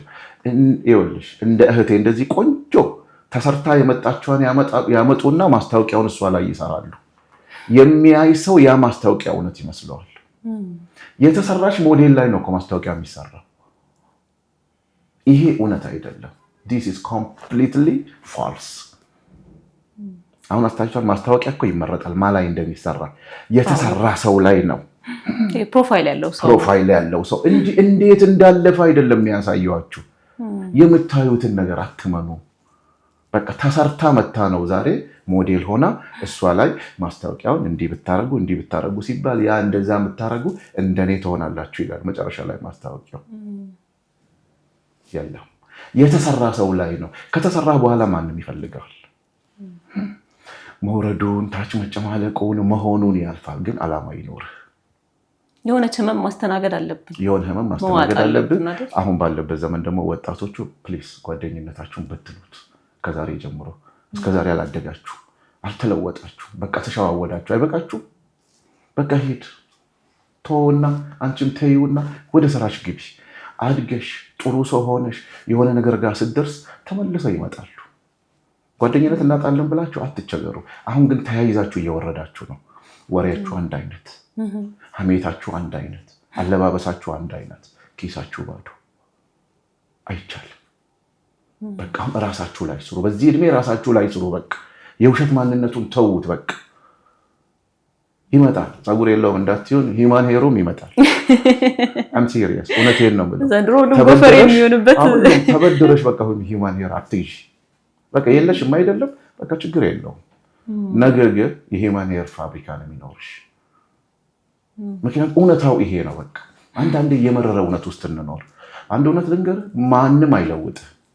ቀበሌ አይለውጥም፣ ቤተሰብ አይለውጥም፣ መንግስት አይለውጥም። እራሳችን በቃ እራሳችን። ምናልባት እኔ ዛሬ እዚህ ጋር ቁጭ ብዬ እንደዚህ እንደማወራ እንዳይመስላችሁ። በደንብ ተቸግሬ በደንብ ታሽቼ እዚህ ጋር ለመድረስ መክፈል ያለብኝን ዋጋ ከፍዬ እንደዚህ ለማውራት ያለ እንቅልፍ አድሬ አንብቤ ወደዚህ ስመጣ ምን እንደምትጠይቅኝ አላቅም። ብዙ ዝግጅት አድርጌ ነው የምወጣው። ምክንያቱም በህይወታችሁ ዝግጅት የሌለው ሰው ሁሌ ይሸነፋል። ዝግጅት ማለት ደግሞ ዝቅ ማለት ግዴላችሁ፣ ነገ ትታወቃላችሁ። እውነታው እንደዛ ነው። ይሄ የማስመሰል ዓለም ውስጥ ዛሬ በእግር ጓደኞች በመኪና ይሄዳሉ። ሳቱ ደም በቃ ምንም በቃ። ነገ ግን የተሻለ ሰው መሆን ትችላላችሁ። የተሻለ ሰው ለመሆን እውነት ብቻ ነው የሚፈልገው። አሁን ያለህበትን ላይፍ እመን። ሳታምን እኔ እኮ አክስቴ አይፎን 17 ልትልክልኝ ነው አትሸውድራስ ነው የለህም። በቃ የለህም። እንትና ዘመዴ ነው ምንም አይጠቅም። እንትና ዲታ ነው አይረዳ ነው እንጂ ሊረዳህ አይገባም። ራስህን እርጂ፣ ራስህን ረዳ። ራስህን የረዳህ ቀን ቤተ ዘመድ ይፈልጋል እኮ። ማንም ይኮራብሃል እኮ። አገር ትኮራብሃለች እኮ።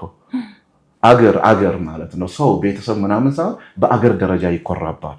ወርደህ ስራ በቃ። ትልቁ ደግሞ አሁን ላለንበት ዘመን በተለይ ለወጣቱ ፕሊዝ እየተሸወዳችሁበት ወይም በጋራ እየተሸወድንበት ያለነው እንደ አገር አንድ ጥያቄ አለ። የማይመለከተን ነገር ውስጥ ነው የምንለው።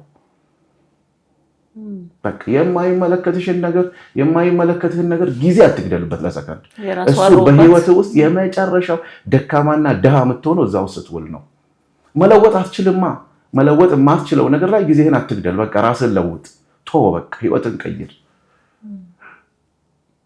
ምንም ለምሳሌ አሁን ስወጣ ክረምት ሊሆን ይችላል። ዶፍ ዝናብ እየዘነበ ነው። ለምን ይዘንባል ብዬ ከሚጨቃጨቅ ጥላህን ይዘህ መሄድ፣ መላጣዬ ላይ ጠብ እንዳይል ከፈለኩ ዣንጥላ መያዝ፣ መጠለል። ስራ አለብኝ የሚል ከሆነ ግን በስብሼ ስራ መግባት እንጂ እንደዚህ ምናምን ነው። አብዛኛው እኮ የሶሻል ሚዲያ ዘመን አይደለንም። ኢትዮጵያ እኮ አሁን ከአፍሪካ ትልቋ የወጣት ሀብት ያላት ናት። ወደፊት ማለት ነው አፍሪካ ሳይሆን ዓለምን ትቀይራለች። ይሄን አምንበታለሁ። ምክንያቱም ሰው ልጅ ሀብት ነው በዚህ በቴክኖሎጂ ዘመን ማለት ነው። ስለዚህ ሁሉ ወጣት ሶሻል ሚዲያ ውስጥ ነው የሚውለው። ምንድን ነው የሚያገኘው ከሶሻል ሚዲያ? ምን አይነት ምክር እየወሰደ ነው? ትምህርትም እዛ ውስጥ አለ፣ እብደት እዛ ውስጥ አለ፣ ገንዘብ እዛ ውስጥ አለ፣ ውድቀት እዛ ውስጥ አለ። ምርጫ ነው። በጣም በጣም በጣም በዚህ እድሜ ከእናትህ አስበዋል። ከእናትህ የሞባይል ካርድ ሙሊልኝ ኢንተርኔት ምገዛበት ብለህ መቀበል ወይም ብለሽ መቀበል፣ ያው የማይረባ ነገር መጠቀም፣ ከዚህ በላይ ውርደት የለም። እናትህን ማኖርና መጦር ባለህበት እድሜ እስቲ ማማ ኢንተርኔት ሞላበት 10 ብር ካርድ ሙሊልኝ፣ ከዚህ በላይ ሞት አለ እንዴ? በጣም ነው የሚያመው። ሶሪ ቱ ሴዳት ለወርዴ እንዳይሰማችሁ፣ ግን እውነት መናገር ስላለብን ነው። መቀበልም አለብን። ለፍተን ጥረን በቃ የራስን ህይወት ለውጥ፣ የቤተሰብን ህይወት ለውጥ። እንደዛ ነው የሚያምርብን። ደግሞ የቴክኖሎጂ ዘመን ነው። ቴክኖሎጂ ገንዘብ ነው። ገንዘብ ለተጠቀመበት። እኔ ሁሌ ይላለሁ የሚቀጥሉት 10 ዓመት ውስጥ የ19 እስከ 25 ዓመት ያሉ ቢሊዮነሮች ይመጣሉ። የት? እዚሁ ሀገሬ ውስጥ። ሚሊዮነር አይደለም ቢሊዮነር። ማንነታቸው የማይታወቁ ህፃናት ልጆች ማለት ነው ቴክኖሎጂን በአግባቡ ነው የሚጠቀሙበት። አሁን ሰዎች ኤአይ እየፈራን አይደል? አርቲፊሻል ኢንተለጀንስ የሰው ልጅ ከስራ ውጭ ሊያወጣ እሱ አይደለም የሚያሳስበኝ። አርቲፊሻል ኢንተለጀንሱን ኤአዩን አውቆ የሚጠቀምበት ሰው ነው አንቺን ከጨዋታ ውጭ የሚያደርግሽ። አጠቃቀሙን ያወቀበት ነው መሳሪያውን ከጨዋታ ውጭ የሚያደርግሽ። ስለዚህ አሁን ፎከስን ዘመኑ የቴክኖሎጂ ነው። ያለ ቴክኖሎጂ መኖር አይቻልም። ግን ምንድን ነው ቴክኖሎጂ ማለት እኮ ቲክቶክ ሲያዩ መዋል አይደለም፣ ወይ ፌስቡክ ላይ ቁጭ ብሎ ሲያላግጡ መዋል አይደለም። ብዙ ትምህርቶች አሉ። እነዛን ትምህርቶች መማር የሰው ልጅ ራሱን መለወጥ የሚፈልግ ከሆነ አዲሽናል ስኪል ይጨምር ነው። ስኪል መጨመር አለብሽ። እነዛ ስኪሎች ደግሞ ከቴክኖሎጂ ጋር ከተገናኙ በፈጣን ከዓለምና ከህዝብ ጋር ያደርስሻል። ስለዚህ አሁን በዚህ ዘመን ጊዜያችንን እዛ ላይ አንግደል። ብዙ ሰው ለውጥ ብዙዎቻችን የምንፈልገው ለውጥ ይሄ ያለንበት ቁጭ ያለንበት ጋር እንዲመጣ ነው። ወይ የሆነች ጥረት አልጨመርንም፣ ወይ የሆነች ሀቢት አላሻሻልንም፣ አልቀየርንም። ግን መለወጥ እንፈልጋለን። ሀሳቡ ብቻ ሊለውጠን አይችልም ይመስለኛል። አክሽን ነው በደንብ የሚያስፈልገው አይደለም። ለውጥ መና አይደለም፣ ከሰማይ አይወርድ። መለወጥ የሚፈልግ ሰው ሰርቶ የማያውቀውን ነገር መስራት አለበት። ምክንያቱም እስከዛሬ የሰራሽው ነገር አልለወጠሽማ። ስለዚህ ቆም ብለሽ አስቢ። መለወጥ አይደል የምትፈልጊው? ከተለመደው አዙሪት መውጣት አለበት በምንም ተአምር። በቃ መለወጥ የሚፈልግ ሰው እስከዛሬ ድረስ የሰራው ስራ ካልለወጠው ትክክለኛ መንገድ ላይ አይደለም። የትም ቦታ ሁን፣ የትም መስሪያ ቤት ስራ፣ የትም ስልጣን ይኖር፣ ካልለወጠ ትክክለኛ መንገድ ላይ አይደለም። የሰው ልጅ እንትነዋ ይሄ ሪያሊቲ እኮ ነው። የተለመደው መንገድ ትናንትም የዛሬ 5 ዓመትም 6 ዓመት ስትሰሪ ስትሄጂ በነበረበት መንገድ እየሄድሽ ለውጥ እምቢ አለኝ፣ ለውጥ በዛ መንገድ አይደለም ማለት እየነገረህ እኮ ነው። ወጣ በል። ምክንያቱም በምንም ተአምር ለውጥ አታመጣም። ስለዚህ ለአዲስ ቻሌንጅ ራስህን አዘጋጅ፣ ራስሽን አዘጋጅ። ቻሌንጅ ደግሞ ዝም ብሎ እንደዚሁ መጥቶ እንደዚህ እንደ አይስክሬም የሚላስ አይደለም። በደንብ ያለፋል። ለማወቅ ራሱ ያ ነገር ምንድን ነው፣ ኦኬ ይሄኛው መንገድ አልለወጠኝም አይደለም፣ ምን ማድረግ አለብኝ የሚለው ሀሳብ ራሱ እንቅልፍ ያሳጣል። ከዛ በኋላ ከዚህ በፊት ማንበብ የምትጠይ ከሆነ የግድ ልታነቢ ሊሆን ይችላል። አካባቢ መለወጥ ሊኖርብሽ ይችላል። ዝቅ ብለሽ ከሰው መማር ሊኖርብሽ ይችላል። ምክንያቱም እስከዛሬ ይዘሽው የሄድሽው መንገድ አላዋጣሽማ። ካላዋጣሽ ቁጭ ብለሽ ለውጡ ላይ ማላዘን ሳይሆን ምን ማድረግ ያለብሽ ወደሚቀጥለው ስቴፕ መሄድ፣ ራስን ለለውጥ ማዘጋጀት። ለለውጥ ማዘጋጀት ደግሞ የቅድመዋ ናት እኮ ማንም አይለውጥሽም እኮ ከውስጥ ሲመጣ በቃ ይሄኛው መንገድ በቃኝ፣ ስለዚህ ምን ማድረግ አለብኝ። ከዛ በኋላ ውሎሽ ለለውጥ ፈተና ደግሞ ከማን ጋር ነው የምትውይው? ሁሉም ሰው መደሰትን ከጓደኛው ጋር መዝናናትን ፋፋ ማለትን ይፈልጋል። በቃ ሳቅ ያለበት ቦታ፣ ከስራም ሲወጣ የሆነ ቦታ ላይ ሳይቀጣጠር ተገናኝቶ እንትና ወይ አገር ናት የምትታማው ወይ ጓደኛ ነው የሚታማው፣ የሀሜት ቦክስ ሞልተሽ ትሄጃለሽ። አትለወጪ። መለወጥ የምትፈልጊ ከሆነ ውሎሽን አስተካኪ። እስከዛሬ ተያይዘሽ የሄድሽው ጓደኞች አሉ አይደለም? አልተለወጣችሁም አይደለም? በትኑት። ዝምድና ቆረጡ አላልኩም እኔ፣ ጓደኝነቱንም ቆረጡት አይደለም። በቃ አላዋጥም። በቃ የውሸት ያዛርኩት ሰርተህ ስትመለስ ሁላችሁም ሰርታችሁ ለውጥ አምጥታችሁ አሪፍ ሆናችሁ ስትመጡ ይጣፍጣል። የድሮ ሰዎች ሲገናኙ አይተሻል? የተለያየ ነገር ላይ ከተለያየ ሀገር። እኔ አሁን ፋዘር ነፍሱን ይማርና የለም የአባቴ ጓደኞች ጋር አንዳንዴ ይቀመጣለሁ፣ ይነግሩኛል ከተለያየ ሀገር ምናምን። አቤት አባት ጭካኔ ምናምን። ጨከን ያለ አባት ነው ያሳደገኝ። እኔ ጭካኔ ስል በጣም ወደው፣ በተለይ ቤተሰብን የሚያስተካክሉ አባቶች ጨከን በሉ። ጭካኔ ማለት ይሄ ምቷቸው ምናምን ሳይሆን የልጆቻችሁ መስመር አሳዩ። እኔ የአባቴ ጭካኔ እንዲህ እንደሆነ ያደረገኝ እሱ ነው። ጥቂት ስለሳቸው እንደውም ብንሰማ ጥሩ ነው። በጣም የሚገርመው ስለ አባቴ አውርቼ አልጠቅም። ደሚና የሚለውም የእሳቸው ስም ነው። ዳስ ዋይ የእሱ ሌጋሲ መቀጠል አለበት በሚል ነው። ደሚና ማለት ሁሌ ይናገራል፣ የጎሳ መሪ ማለት ነው ነበሩ። አዎ እንዴ ችሎት የማይፈታውን ይፈታሉ። የቤተሰብ ችግር ይፈታሉ። ለምሳሌ ከልቸር፣ ለምሳሌ ሰዎች ሲገዳደሉ ካሳ ሁለቱን መልሰው ደም እንዳይቃቡ ያደርጋሉ። ትምህርት ቤት ሰርተዋል፣ መስጊድ ሰርተዋል፣ እኔም ሰርተዋል። በዋናነት እኔ ብቻ ሳይሆን በዛ ዘመን የነበሩ ትውልዶች። ምናልባት እኛ ቤት በትንሹ ያልወለዷቸው 100 ሰው አልተማረም። በትንሹ እየመጣ እናንተ ጋር አሁን በቃ ከየትም የማይሰራ ሰውና የማይማር ሰው ለፋዘር ጠላት ነው። ይሄ በተለይ ቤተሰብ ውስጥ ይሄ አጉል መለሳለስ አይዶን ነው ወርዱ ምን እንደምትዩ አላውቅም።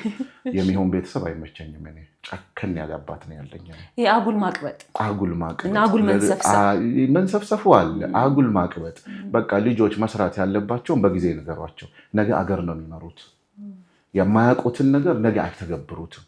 በቃ መሪ ሊሆን አይችልም። ጨክና ነው አለም ደግሞ የምጠብቃቸው። ጨክነህ ነው በቃ እናቷ በቃ እናት አሁን እኔ እናት አባቴ ማለት እንደዚህ የተማሩ ሰዎች አይደለም። ለእኔ ምድር ላይ ግን ከነሱ በላይ የተማረ የለም። 1000 መጽሐፍ አንብቤያለሁ። እንደ አባቴ ያነበብኩት የለም። ምንም ማይ ሮል ሞዴል በቃ ምንም ነገር። አሁን የምኖረው ህይወት ምናልባት 1% ባባ የመከረኝን አልኖርኩም። አሁን ሰዎች ምናልባት ሰክሰስ ላይ ደርሻለሁ ጥሩ ይላሉ። ኖ 1% በጣም ቅርቡ ነበርኩኝና ለአባቴ በቃ እየሰራኝ እሱ ነው ከምንም በላይ ለፈጣሪው ቅርብ፣ ለቤተሰቡ ቅርብ። ምሳሌ እኔ ያደግኩበት ሰፈር ላይ ድሬዳዋ ላይ ማይመቹ ነገሮች ውጪ ላይ አሉ። በር ከተከፈተን እንገረፋለን። በር ክፍት ከሆነ በር አጥፍተሽ አይደለም እኮ የግቢ በር በቃ ይሄ ነው የሰራኝ። አሁን ይሄንን የሚሰማ ሰው እንደ ጨካኝ አባት ነው ሊል ይችላል። ነፃነት ማሳጣት ሊሆን ይችላል። አይደለም። ግቢ የተከፈተላቸው ልጆች ዱርዬ ሆነው ነው የቀሩት። የልጆቻችሁን በር ዝጉ። የልጆቻችሁን ሪሞት ወደ ቤታችሁ መልሱት። ልጆቻችሁን ማን ነው የሚያዝበት? ለዚህ እኮ ነው አገር የምትበጠበጠው። የልጆቹ ሪሞት ውጪ ያስቀመጠ አባት የልጆቹ በር ክፍት የሆነና የማንም ምክር የሚቀበሉ ከሆነ በምንም ታምር በቃ የትኛውን ነው የሚኖሩት? እኔ ያኔ በጣም በልጅነቴ እናደድ ነበር። እንዴ ቀላል ያናደዳል። አሁን ያናደዳል አይደለም? አስበሽዋል? 12ኛ ክፍል ተማሪ ያው ዝቅተኛ ቤተሰብ አይደለንም፣ መካከለኛ ቤተሰብ ነን። ቴሌቪዥን ማየት ያስቀጣል። ተማሪ ከሆነ መቼ ትምህርትህን ጨርሰሃል ወይ ነው የሚባለው። መስራትና መጫወትና ታይም ካለ የመጫወቻ ከሰዓት አለ። ከሰዓት ውጭ በቃ ሰዎች በፕሮግራም እንድኖር ያደረገኝ እሱ ነው። ኦኬ ዩ ፊኒሽ ኤቭሪቲንግ ጨርሰሃል፣ አለቀ። በማይመለከተ ነገር ከገባ ደግሞ ትገረፋለህ። ይመለከተሃል፣ አለቀ። የሆነ ሰዓት ምን ሆነ? ሲጋራ የሚያጨስ ሰው ቤት መጣ። ሲጋራዋን አጭሶ አስቀምጥ አሽትሪዋ ላይ ማለት ነው። ከዛ በኋላ ስንቀሸቀሽ እጄ ያነሳሁት ተገረፍኩ። ማንሳ አለ። የማንሳቱ ስልጣን ደግሞ ለሌላ ሰው ነው የተሰጠው። የሚያነሳ ሰው አለ። ምክንያቱም ጥሩ ነገር ያቺን ምንም አድርጋት አይደለም። ምንም አላረኳትም እኮ አንስቼ እኮ ልደፋት ነው፣ ወደ ቆሻሻ ልጥላት ነው፣ ላጨስ አይደለም። ሉክ እኔ አሁን ለምሳሌ የፐርሰናል ዴቨሎፕመንት እና ላይፍ ኮች ኒውሮ ሊንግዊስቲክ ፕሮግራም ኢሞሽናል ኢንተሊጀንስ ኦል በትምህርት ነው ያገኘሁት። ኢዝ ቦርንድ ሲጋራ የማይጨሰው ሰው እኮ ሲጋራ የማይተው ሲጋራ አላጨስም እያለ ነው እድሜ ልኩ የሚያጨሰው። አሁን ነው የገባኝ።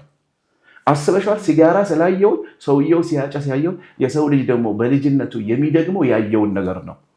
ከዛ በኋላ እኔ አሁን ሲጋራ ሳይ እጄ ይፈራል። ያኔ ተቀጣለ። አሁን አስበሻል? በሚያየው ሰው ጭንቅላት ቤታችሁ ውስጥ አንድን ቆሻሻ አንስቶ መጣል እኮ ጥሩ ልጅ ነው የሚያስባለው። ጎበዝ ሊባል ይችላል ነው። እንደዚህ ነው የሰራኝ። እኔ አሁንም ኢቭን ራሱ ሲጋራ ሳይ ይደነግጣለሁ። ምክንያቱም ሲጋራ አንስቼ በደንብ ተቀጥቼበታለሁ። ምክንያቱም በዛ እድሜ ያ ሰው ሲያጨስ አይተሻል፣ ትሞክሪያለሽ። አብዛኛው ሲጋራ የጀመሩ ሰዎች አይዶን ነው በድሬዳዋ ቋንቋ ቁሬ ነው የሚባለው። አጭሳ የተጣለችው አይለችም፣ እሷን ነው የምትሞክሪው። በቀላሉ የምትገኘው በቀላሉ በቃ ማለት የትም ነው የሚጣለው። ኃላፊነት የጎደለው ብዙ መንገድ ላይ እየተወረወረ ይሄዳል። then you try that።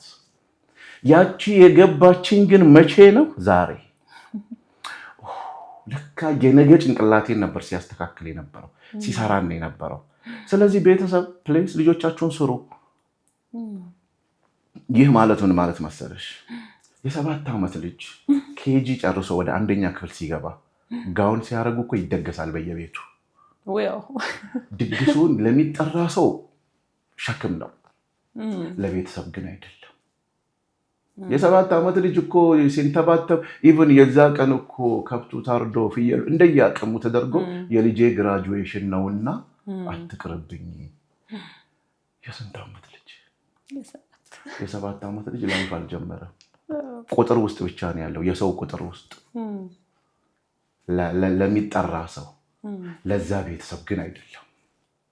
ያቺ ጋውን ልጁ ማስተርሶንና ዶክትሬቱን ሲወስድ ነው ለእናትና ለአባት የሚታያቸው። ያን ቀን እንደዛ የሚደግሰው አንዳንዴ እኮ ልጁ ጨዋታ ይፈልጋል። እንዲህ ፊቱን አዙሮ ፎቶ ሲያነሱ እንደውም አንዱ ተኝቶ እንደዚህ ውሃ ፊቱ ላይ ሲረጭ ሆነ አንድ ልጅ አውቃለሁ፣ የቅርብ ወዳጄ ማለት ነው፣ ይቅርታ።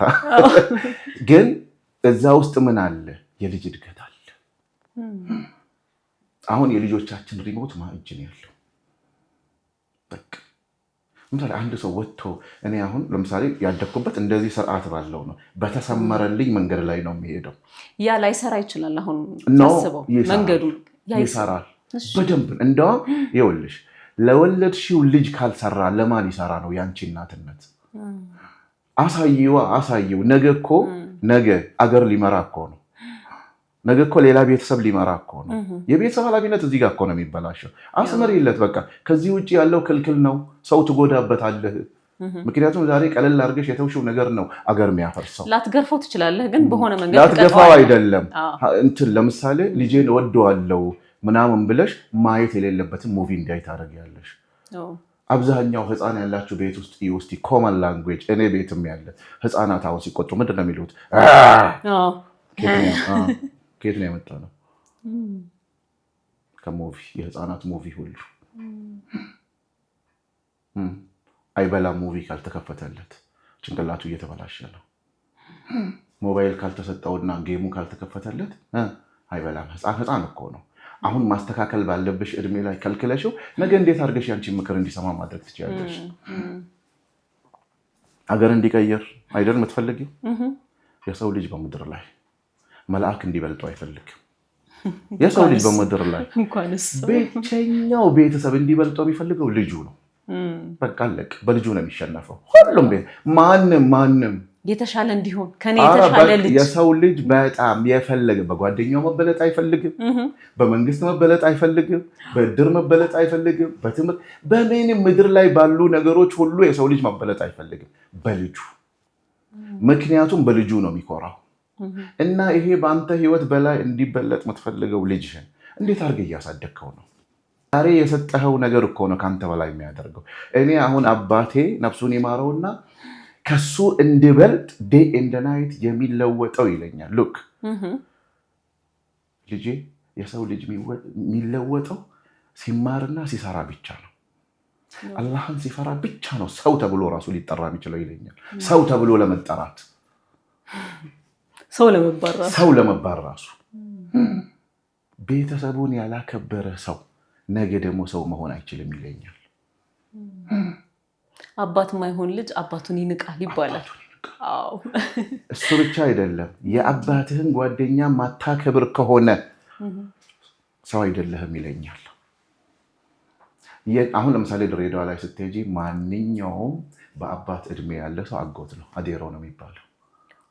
ኤቭሪበዲ አሁን እቺ ወርድ ተሰሟታላችሁ፣ አዴሮ ምናምን ሲባል ወልዶ አይደለም፣ ወይም እውነተኛ አጎት ሆኖ አይደለም። የአባትህ ጓደኛ ሁሉ በስም አጠራ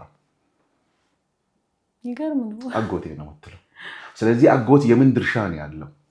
ስልጣን አለው፣ የአባት ድርሻ።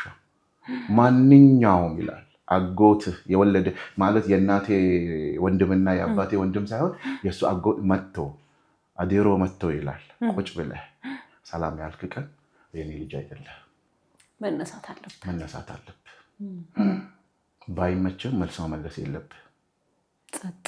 ዋጣት ልጅ ደብድቦሽ እኮ ጎረቤት ተጣልተሽ የአጎቴ እንትና ልጅ ነው የደበደበኝ ይላል። የእንትና ልጅ አትይም።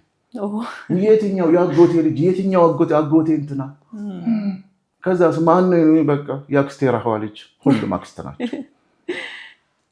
ስለዚህ አንዳንዴ ማህበረሰብ ታች ላይ ነው የሚሰራው እንጂ እኔ ለምሳሌ ስማር በዛ ዘመን ሁሉም የአባቴ እድሜ ያለው ሰው በእኔ ላይ መብት አለው። እንደ አብዛኞቻችን ኢትዮጵያውያን አስተዳደር ጎረቤት መብታለ ያቀሰው መብት የእንትና ልጅ አይደለች እንዴት እየተባልና ያደግነው ፋዘር በዚህ ላይ እንደ ድሬዳዋ ይታወቃል። ደሚና እሱ ሲመ የፈለገ በትምህርት ቤት ሰዓት ላይ መንገድ ላይ ካነ አንስቶ ነው የሚያነጥፍሽ የፈለግሽ እኔ እንኳን አድጌ ኧረ የሰው ልጅ ተው ከሰው ጋር ተደባድበ ነው ይላል። ከአባቶች ጋር ይደባደባል። ልጄን ለመመታ ተብሎ ያኮረፈ አጎት አለኝ እኔ ልጄን ማለት ነው። ግን ዛሬ ላይ ሲያዩ ምንድነው የሚለው አባታችሁ እኮ ጥሩ ተምሳሌት ነው።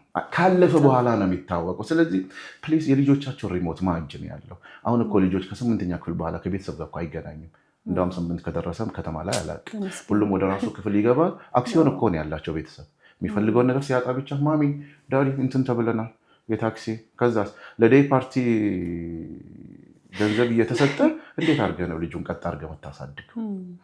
እቺ ዘመናዊነቷን ወደኛ አምጥተን ማስታረቅ ያለብን ይመስለኛል። በዘመናዊነት ሽፋን አጉል ነፃነትና መለቀቅ ያለ ይመስለኛል ሳስብ። ዘመናዊነት እንደዚህ ገልብጠን የተረዳ ነው። ሁለት ሴናሪዮ ነው ያለው ዓለም ላይ። ዘመናዊነት ለኛ ለአፍሪካውያን ለኢትዮጵያ ለአፍሪካውያን 3 ቤተሰብ አንድ ላይ ይኖራል። እሺ አንቺ አገባሽ አይደል? የባለቤትሽ አባት ይመጣል ወይም ደግሞ የእናትሽ እናት አያት ይመጣሉ። ሄዱልኝ አይደለም የምትይው ከሌላቸው አብረሽ ነው የምትኖሪ አንድ ቤተሰብ ውስጥ ልጅ አለ አባት አለ አያት አለ 3 ትውልድ ማለት ነው። አብሮ መኖር ራሱ በረከት ነው ጊፍትድ ነው። በቃ ፍቅሩም አለ መግለጽ ነው ያቃተን እኛ። ገልብጪው ደግሞ የትኛው ስልጣኔ እንደሆነ ከተወሰነ እድሜ በኋላ ቤተሰብ ሲያረጁ ወደ ማገገሚያ ነው የሚቀመጠው። ፈረንጅ ሀገር ግን የሰለጠን ነው እኛ ነን። አሁን ያንን ነው እከሌ እኮ ፈረንጅ ነው ይላሉ። ፈረንጅን የስልጣኔ ምልክት አለ ዘመናዊ ነው ለማለት። አዎ አስበሽዋል? የወለደ አባት እናትሽን ማጎሪያ አስገብተሽ አንቺ ዘመናዊ ስትሆኝ አርጅቷል ብለሽ ወደ እርጅና ማገገሚያ ልከሽ አንቺ ሰልጥነሻል ፈረንጅ ልትባይ ነው። እዚህ ውስጥ ግን ስርዓት አለ። አያችሁ ዘመናዊነት ይሄ ነው። ልጅህን ጨከን ብለህ የሚያየውን የሚሰማውን በዚህ እድሜ መምረጥ አይችልማ። እኛ ነን የምንመርጥለት። ልጁ መሆን ያለበትን እናሳየዋ፣ ርቀቱን እናሳየው። ከዛ በኋላ እሱን እኮ ነው የሚኖረው። አሁን እየበተነን ያለው ፎቢያና ማየት የሌለብን ነገር እኮ ነው። መሆን የሌለበት እኮ ነው። በአንተ ላይ የማትወደውን ነገር አሁን እኔ ለራሴ የምወደውን ለአንቺ እስካልወደድኩ ድረስ አላመንኩም። በእስልምና እምነት ነው እኮ ተይው በቃ አላመንኩም። ወጥተሻል፣ አስበሻል። ለራስህ የምትወደውን ነገር አንተ ጥሩ ነገር ከተመኘህ ለሌላውም እንደዛ በቃ የምትወደውን ነገር እኮ ነው። የምትወደውን ነገር ካልተመኘህለት እኮ ነው። አስበሻል። እንደዚህ አይነት እምነት ውስጥ ነው መኖር ያለብን። ይሄ ነው ሰው የሚያደርግ አረመኔነቱ፣ ጨካኝነቱ፣ አለመግባባቱ ምናምኑ የሚመጣው እዚህ ጋር ነው። በቃ ለእኔ የማልፈልገውን ነገር ለራህማ መፈለግ የለብኝም። በቃ ለእኔ ሲሆን ኖርማል፣ ለአንቺ ሲሆን ኃጢአት ነው አይደለም። ፕሊስ በቃ ትውልድ አገር መገንባት ምንፈልግ ከሆነ ቀብራችን እንዲያምር ከፈለጋችሁ አባቶችም እናቶችም ቀብራችን እንዲያምር ከፈለጋችሁ ልጆቻችሁን በፈጣሪ መንገድ ላይ ያሳድጉ። በቃ ያዝናል፣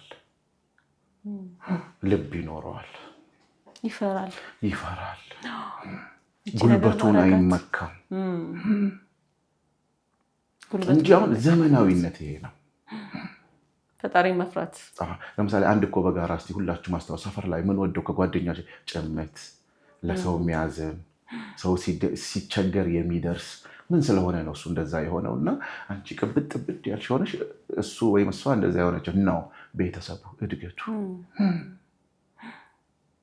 አንዳንዴ እንዴት ነው እንደው እንትና ያሳደገው እኮ አይመስልም የሚባሉ ልጆች አሉ። እኔ እንደውም እሱ ነገር ትንሽ ግራ ይገባኛል። እና ምናልባት ወይ እንትና የሚባሉት እኛ ከውጭ የምናውቃቸውና ቤት ውስጥ ያላቸው ነገር ይመስለኛል። እንደውም ጥሩ አነሳሽና ሰፈር ላይ ይታወቃል፣ ድብቅ አይደለም። ኃይለኛ የሆኑ ሰዎች አሉ ሲያጠፉ ሲበድሉ ምናምን። ግን ልጁ ለምሳሌ አባት ሰክሮ ገብቶ ቤት የሚበጠብጥ ከሆነ ወይ ደግሞ እናቱን የሚበድል ከሆነ እኔ እንደ አባት ያልሆነ ጠዋት ነው የሚወስነው። አይተሻል? እንትና ያ ደግሞ ያንን ልጅ ይሰራዋል በሌላ መንገድ። ክፋትም እኮ ይሰራሻል በደንብ በደንብ እንደውም በክፋት ውስጥ የተሰሩ ሰዎች ጀግኖች ናቸው። አንዳንድ ሰው ያጣውን ነገር ነገ ላለመድገም ራሱን ይሰራል። እኔ ጥሩ ወዳጅ አለኝ። እኔ የእናቴን ታሪክ ሚስቴ ላይ መድገም አልፈልግም ይላል። አባት እናትየውን ይደበድብ ነበር፣ ያንጎሳቁላት ነበር። ፎቢያ አለበት። በቃ እንደሁሉ መጥፎ ነገር ፎቢያ እየሆነ ቢቀር አይ እንትን እኮ የእንትና ልጅ ያሳደገው አይመስልም ሲባል እኔ እንደሱ መሆን የለብኝም ብሎ ልጁ ይወስናል። ምክንያቱም ለምንድን ነው በሰፈር ሲዋረደባቱ ያያል። ከዛ በኋላ ያሼም የት ይግባ? ልጅ ነው፣ መካስ ይፈልጋል። ኧረ እሱ እኮ በአባቱ አልወጣም። እንትና ልጅ አይመስልም እንደሱ። ምክንያቱም እንዴት ነው የገባው? በተግባር ነው የገባው፣ በምክር አይደለም። አንዳንዴ ምክር አይለውጥም። ኑሮ ነው እያስተማረ ያለው። በቃ ሪያሊቲው ነው እንጂ ጓደኞቹ ፊት አስበሻል? የእንትና አባት መባል ራሱ ሊያሳፍረው ይችላል። ምክንያቱም ተምሳሌት የማይሆን አባቴ ነው ብለሽ ለመናገር ይከብድሻል። ስለዚህ ምን አድርጎ ያስተምርሻል ማለት ነው? ኦፖዚቱ እኔ እንደ አባቴ ያልሆነ አይተሻል። ይሄም አባት ነው። እኔም አሁን ለምሳሌ እኔ በቃ ምርጫዬ እንደ አባቴ መሆን በቃ 4 ነጥብ። መሆን የማይፈልግ ደግሞ ይኖራል። መሆን የማይፈልገው ደግሞ ምንድነው? ጥሩ አባት ሊሆን እኮ ነው። እሱም ትክክል እኮ ነው። በተግባር ውስጥ መለወጥ ማለት ነው። ምንድን ነው እንደው የህይወት መርህ? እሱን ብሰማ ደስ ይለኛል። አላህን መፍራት። አባቴ የለም፣ የቀረችኝ እድሜ ለእናቴ ተገዝቼ መኖር፣ ሌላ የለኝም። ሌላ የለም። ስለ እድሜ ምን ታስባለህ? ስለ ምድር ላይ ስላለው ቆይታ። የሴት ልጅ እድሜ ነው የወንድ ልጅ እድሜ? ምድር ላይ ስላለው ቆይታ እድሜ ስል ይሄ መሬት ላይ ስለምናሳልፋት አናውቀውም ምን ያህል እንደሆነ። ግን እሱ ነገር እኔ የምከተለው አንድ ነገር አለ። እሺ፣ መረሳትን አልፈልግም። ሞቼ መረሳትን አልፈልግም። ስለዚህ የምትታወስበት ነገር ጥለህ ማለፍ ትፈልጋለህ በህይወት?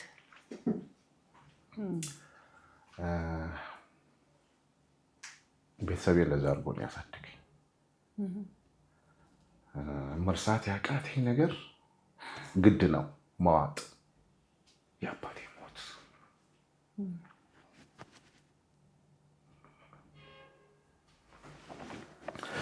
ሶሪ፣ አዝናለሁ። ለምን መሰለሽ? እንዲረሳ ሆኖ አልሄደም ለኔ።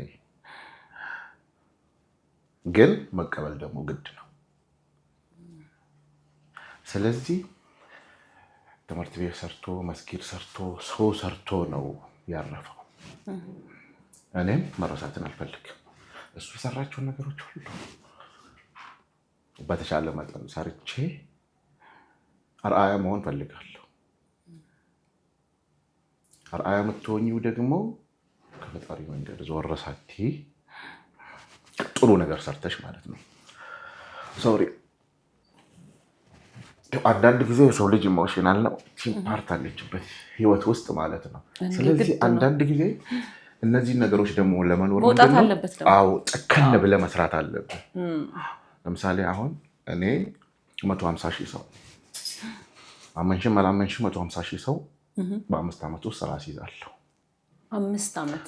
በዚች 5 ዓመት ውስጥ ከዛ በታች ሊሆን ይችላል። 5 ዓመት ያልኩት ጥጉን ነው አይደለም፣ ጥጉ ነው። እና እንደዛ ካላልኩኝ በስተቀር አሰሙኝም። እንዴት ሆኖ ይላል 2 3 ሰው 4 ሰው ስራ ማስያዝ ከባድ ሆኖ ነው። እንደሱ አላደግኩ። ይቻላል። ምክንያቱም እኛም ቤት ታክኮ የተማረ ሰው አሸን በባባ እርዳታ በእናቶቻችን እርዳታ የተማረ ሰው ቁጥር የለውም። እኔ እንደሚቻል አድጌበታለሁ። አሁን ሳወራ የገዛ የቅርብ ጓደኞች ያምኑ የቅርብ በቃ ቤስት በቤቴ ስር ያሉ ማለት ነው። እኔ ግን ኖሬበታለሁ። ኖረህ ያየኸውን ደግሞ ምንም የተሻለ ከማንም የተሻለ ሀብቱ ኖሮት አይደለም የኛ ቤት ኖሮንም አተንም ግን አገር ከመለወጥ ወደኋላ ብሎ አያውቅም። ስለዚህ ይሄን እንደማሳካው አልጠራጠርም። በደሚና ቢዝነስ ግሩፕ ውስጥ ያውም በቴክኖሎጂ ኦልሬዲ ጀምሬያለሁ እያደረኩ ነው። ኦልሞስት ወደ 1000 ሰው ተጠግቷል። ምንድን ነው የሚደረገው እዛ ውስጥ? ለምሳሌ ቴክኖሎጂ ነው የምናስተምረው። እንደውም ክቡር ጠቅላይ ሚኒስትሩ እኮ ስለ ኮዲንግ 5 ሚሊዮን ኮዲንግ አስቀምጧል። ምናልባት እሱ የገባቸው ሰዎች አንዱ ነኝ። ኤቭሪባዲ በየቦታው ተምረዋል። ለሰርተፊኬት እና ለሪፖርት ነው የተማሩት። ህይወታቸውን ግን አልለወጡ። ሶሪ ቱ ሴይ ዳት አንዳንድ እውነቶች መናገር መውጣት አለባቸው ግዴታ መቀየር ካለብን። ምክንያቱም ያ ነገር መንገድ ነው የሚያቀልልሽ ለቴክኖሎጂ፣ ጭንቅላትሽን ነው የሚለውጥሽ። አልገባንም። አሁን የቴክኖሎጂ ካምፓኒ ነው 150,000 ሰው መሰራው እዛ ላይ ነው።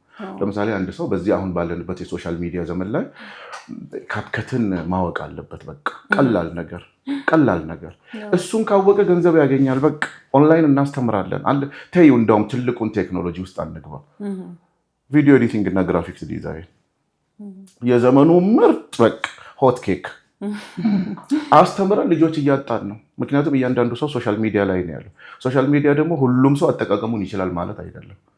ስክሮል ማድረግና እኔ ለምሳሌ ኤዲት አላረግም፣ ኤዲተር ነው ያለኝ። እኔ ኮንቴንት ላይ በቃ ሪች ነኝ፣ ኮንቴንት አይቸግረኝም። እነሱ ደግሞ they are rich in editing። ስለዚህ አስመርቀን ለኤዲተር እንፈልጋቸዋለን ሲባል 4-5 ሰው ጋር ነው ኤዲት የሚያደርገው። ሶሪ ጊዜ የለኝም። ይሄ እንዴት ደስ ይላል። ከዛ ውጪስ አሁን በቅርቡ የዓለም የንግድ ድርጅት አባል ልንሆን እየሄድን ነው። እስከዛ ላይ ድረስ ጉግል አድስ ኢትዮጵያ ውስጥ አይሰራም፣ ግን እናመጣዋለን። ምክንያቱም ትልቅ ሀገር ነን። የተለያየ ቦታ ላይ ከፍተ ግን ያንን አድስ ወደ ኢትዮጵያ እንዲመጣ ማድረግ ትችላለሽ። አንቺው አጠቃቀምሽን እወቂበት እንጂ ለምሳሌ ከአማዞን አፍሊኤትድ እና ጉግል አድስ በቂ ብር ከሬሚተንስ በላይ ያገኙበታል ሌሎች ሀገሮች። ፈጥረን አይደለም ዓለም ላይ ያለውና በእኛ በሚገባን ቋንቋ። ለምሳሌ እስከዛሬ ድረስ ማለት በኦሮምኛ ነበር ኮንቴንቶችን ሰራ የነበረው። አሁን በኦሮምኛ ትልቁ ትምህርት እንዳይገባን ያደረገው አንዱ ባሪየርስ ቋንቋ ነው። በኦሮምኛ ነው የምናስተምረው። አሁን ደግሞ በአማርኛ ነው የምናስተምረው። ገንዘብ አንሰጥሽም፣ ገንዘብ እንድታገኝ ግን እናደርጋለን። ጊዜሽን እዛ ላይ የምትገይ ከሆነ አዲሽናል ስኪል ነው የምንሰጥሽ። በቃ ያንን ነገር እና ከ3 ወር እስከ 5 ወር ይሰለጥናል። 3ኛ ወር ላይ ገንዘብ ማምጣት ይጀምራል። አሁን ተምሮ በየወሩ $2,500 የሚያገኝ ልጅ አለ፣ 2,000 ያገኛል፣ $100 ያገኛል። ኢት ዲፔንድስ። መልክሽን ነው የሚመስለው ሀብትሽ፣ አንቺን አይደለም። አንቺ በቃ አንቺን ነው የሚመስለው። ስለዚህ እኔ አሁን ለምሳሌ ለሌላ ነገር ጊዜ የለኝም። በቃ የምችለውን ነገር ለራሴ ያደርጋለሁ፣ ለድርጅት ያደርጋለሁ። ከዛ የዘለለ ለቤተሰብ ያለ ከዛ በኋላ ረጅሙ ሰፊውን ማምጣት። ዳትስ ዋይ ይሄ ደሚና የሚለው ስም እንዳልተኛ ነው የሚያደርገኝ። ፎር ሚ ኢትስ ብራንድ። ምክንያቱም ዝቅ ያለ ነገር አይፈልግም ባባ። ኃላፊነትም ጭምር ናት። በቃ ምንድን ነው የምትሰራው ሊልህ ይችላል። እኔ አንዳንድ ነገር ኢቨን ማስተርስ ፒኤችዲ እንደዚህ እየሰራሁ ሲደክመኝ አንዲት መጽፋት ነገር አለች። እሱ ሁሌ የሚላት አንድ ነገር አለች። ጀልዴ ሰለዮታቴ ቦይራቴ፣ ዝንጀሮ እንኳን ብትሆን አውራውን ሁን፣ አውራ ዋናውን። ዝንጀሮ እንኳን ብትሆን የትም ብትገኝ እንዳትረሳ ማንነትህን ማለት ነው። ሲደክመኝ እሷን እጽፋለሁ። ወይንም ደግሞ አለ እስቲ በህይወታችሁ ውስጥ መለወጥ የምትፈልጉ ከሆነ ፈጣሪ ለፍስፈስ አድርጎ አልፈጠረንም። ከፈጣሪ በታች ያለውን ነገር እኔ አሁን ለምሳሌ የሆነ ነገር ሰራና ደከመኝ፣ መዝናናት ፈልጋለሁ ምናምን እልና መጨረሻ ያለብኝ እኮ ስራ ነው የሚሆነው። ደሚና በህይወት ኖሮ ባባ ቢያይ ምንድን ነው የሚለኝ? እኔ እንደዚህ ያሳደግኩ ነው። ያቺ ነገር ምን ታደርገኛለች? መለስ በቃ ኢነርጂ ድሪንክ ስደነዝዝ እኔ አባቴን ማስታወስ ብቻ ነው የሚበቃኝ። በቃ ከዛ መርቀኛለሁ፣ ወደ መፈልግበት ቦታ ደርሳለሁ። ስለዚህ የሰው ልጅ በህይወቱ ውስጥ እንትን ሊኖረው ይገባል። የሚያነቃው ቅድም ያልነው እቺ ናት። ችግሩ ሊሆን ይችላል፣ ሰው ሊሆን ይችላል፣ አካባቢ ሊሆን ይችላል፣ ሰው ሊሆን ይችላል። የሚፈራው ሰው እንትና ቢያይ ወይ በሚወዳት ሚስቱ ጀግና ነው ብላ ነው ያገባች። ይሄ ለፍስፍስ ስትሆን ግን ወይኔ ሚስቴ ሳታየኝ። ኤቭሪባዲ እንደዚህ የራሱ የሚያስቀምጠው። ምክንያቱም አንድ እውነት ወቁ፣ ፈጣሪ ማንንም ልፍስፍስ አድርጎ አልፈጠረም። የልፍስፍሱን መንገድ እራሳችንን የመረጥነው። ሰበብ አስባብ እየፈለግን መሆን የሌለብን ማጥፋት የሌለብን ቦታ ላይ እያጠፋን ነው። ቤተሰቦችም እንደዛ አድርገው ያሳድጉ። ሁሉም ቤተሰብ ክብር አለ። ከዛ በኋላ ራሳችን ባጠፋ ነው የቤተሰብ ስም የአገር ስም ይሁን የፈጣሪ ስም ታጠፋል። ይሄን አሁን እንዴት አድርጎ ፈጥሮት ነው? አንዳንድ ሰው በቃ መግለጽ የሚያቅትሽ እንዴት ቢያድግ ነው እንላለን። ከማደግ አድርገው አሁን ይህን ሰው እንዴት በቃ ሌላ እንትን ውስጥ ነው የምትገቢው። እንደው ፈጣሪ ግን የማይፈጥረው አይነት ፍጥረት የለም። አሁን ከዚህ ጋር ተደምረን ነው ኢትዮጵያ የተባለ ነው። አይተሽዋል። ግፍም እኮ እንናገራለን። ግፍ እንናገራለን፣ በፈጣሪ ስልጣን እንገባለን። ስለዚህ አሁን እኛ የምንለው ደሚና ቢዝነስ ግሩፕ የሚሰራው ይሄ ነው። ማንኛውም ወጣት አይዲያ ኖሮት ወደ እኔ ከመጣ መንገድ ለማሳየት ዝግጁ ነኝ። እኔ አሁን ለምሳሌ የቢዝነስ እና የፐርሰናል የላይፍ ኮቹ ፓርት ናት የበላይ። አይቲ ለተማረው ስጥ፣ ለዘመድ አትስጥ። ዝምድና እርዳው፣ አለቅ። ሌጋል ዲፓርትመንት ለህግ ሰው ስጥ። ኮንስትራክሽን ዲፓርትመንት ለኮንስትራክሽን ስጥ። አሁን እዚህ ጋር ነው የሚደበላለቅብህ። ድርጅትህ ቀጥሎ ለቤተሰብም ለአገርም ውርስ እንዲሆን ከፈለክ ሜሪት ቤዝድ አድርገው።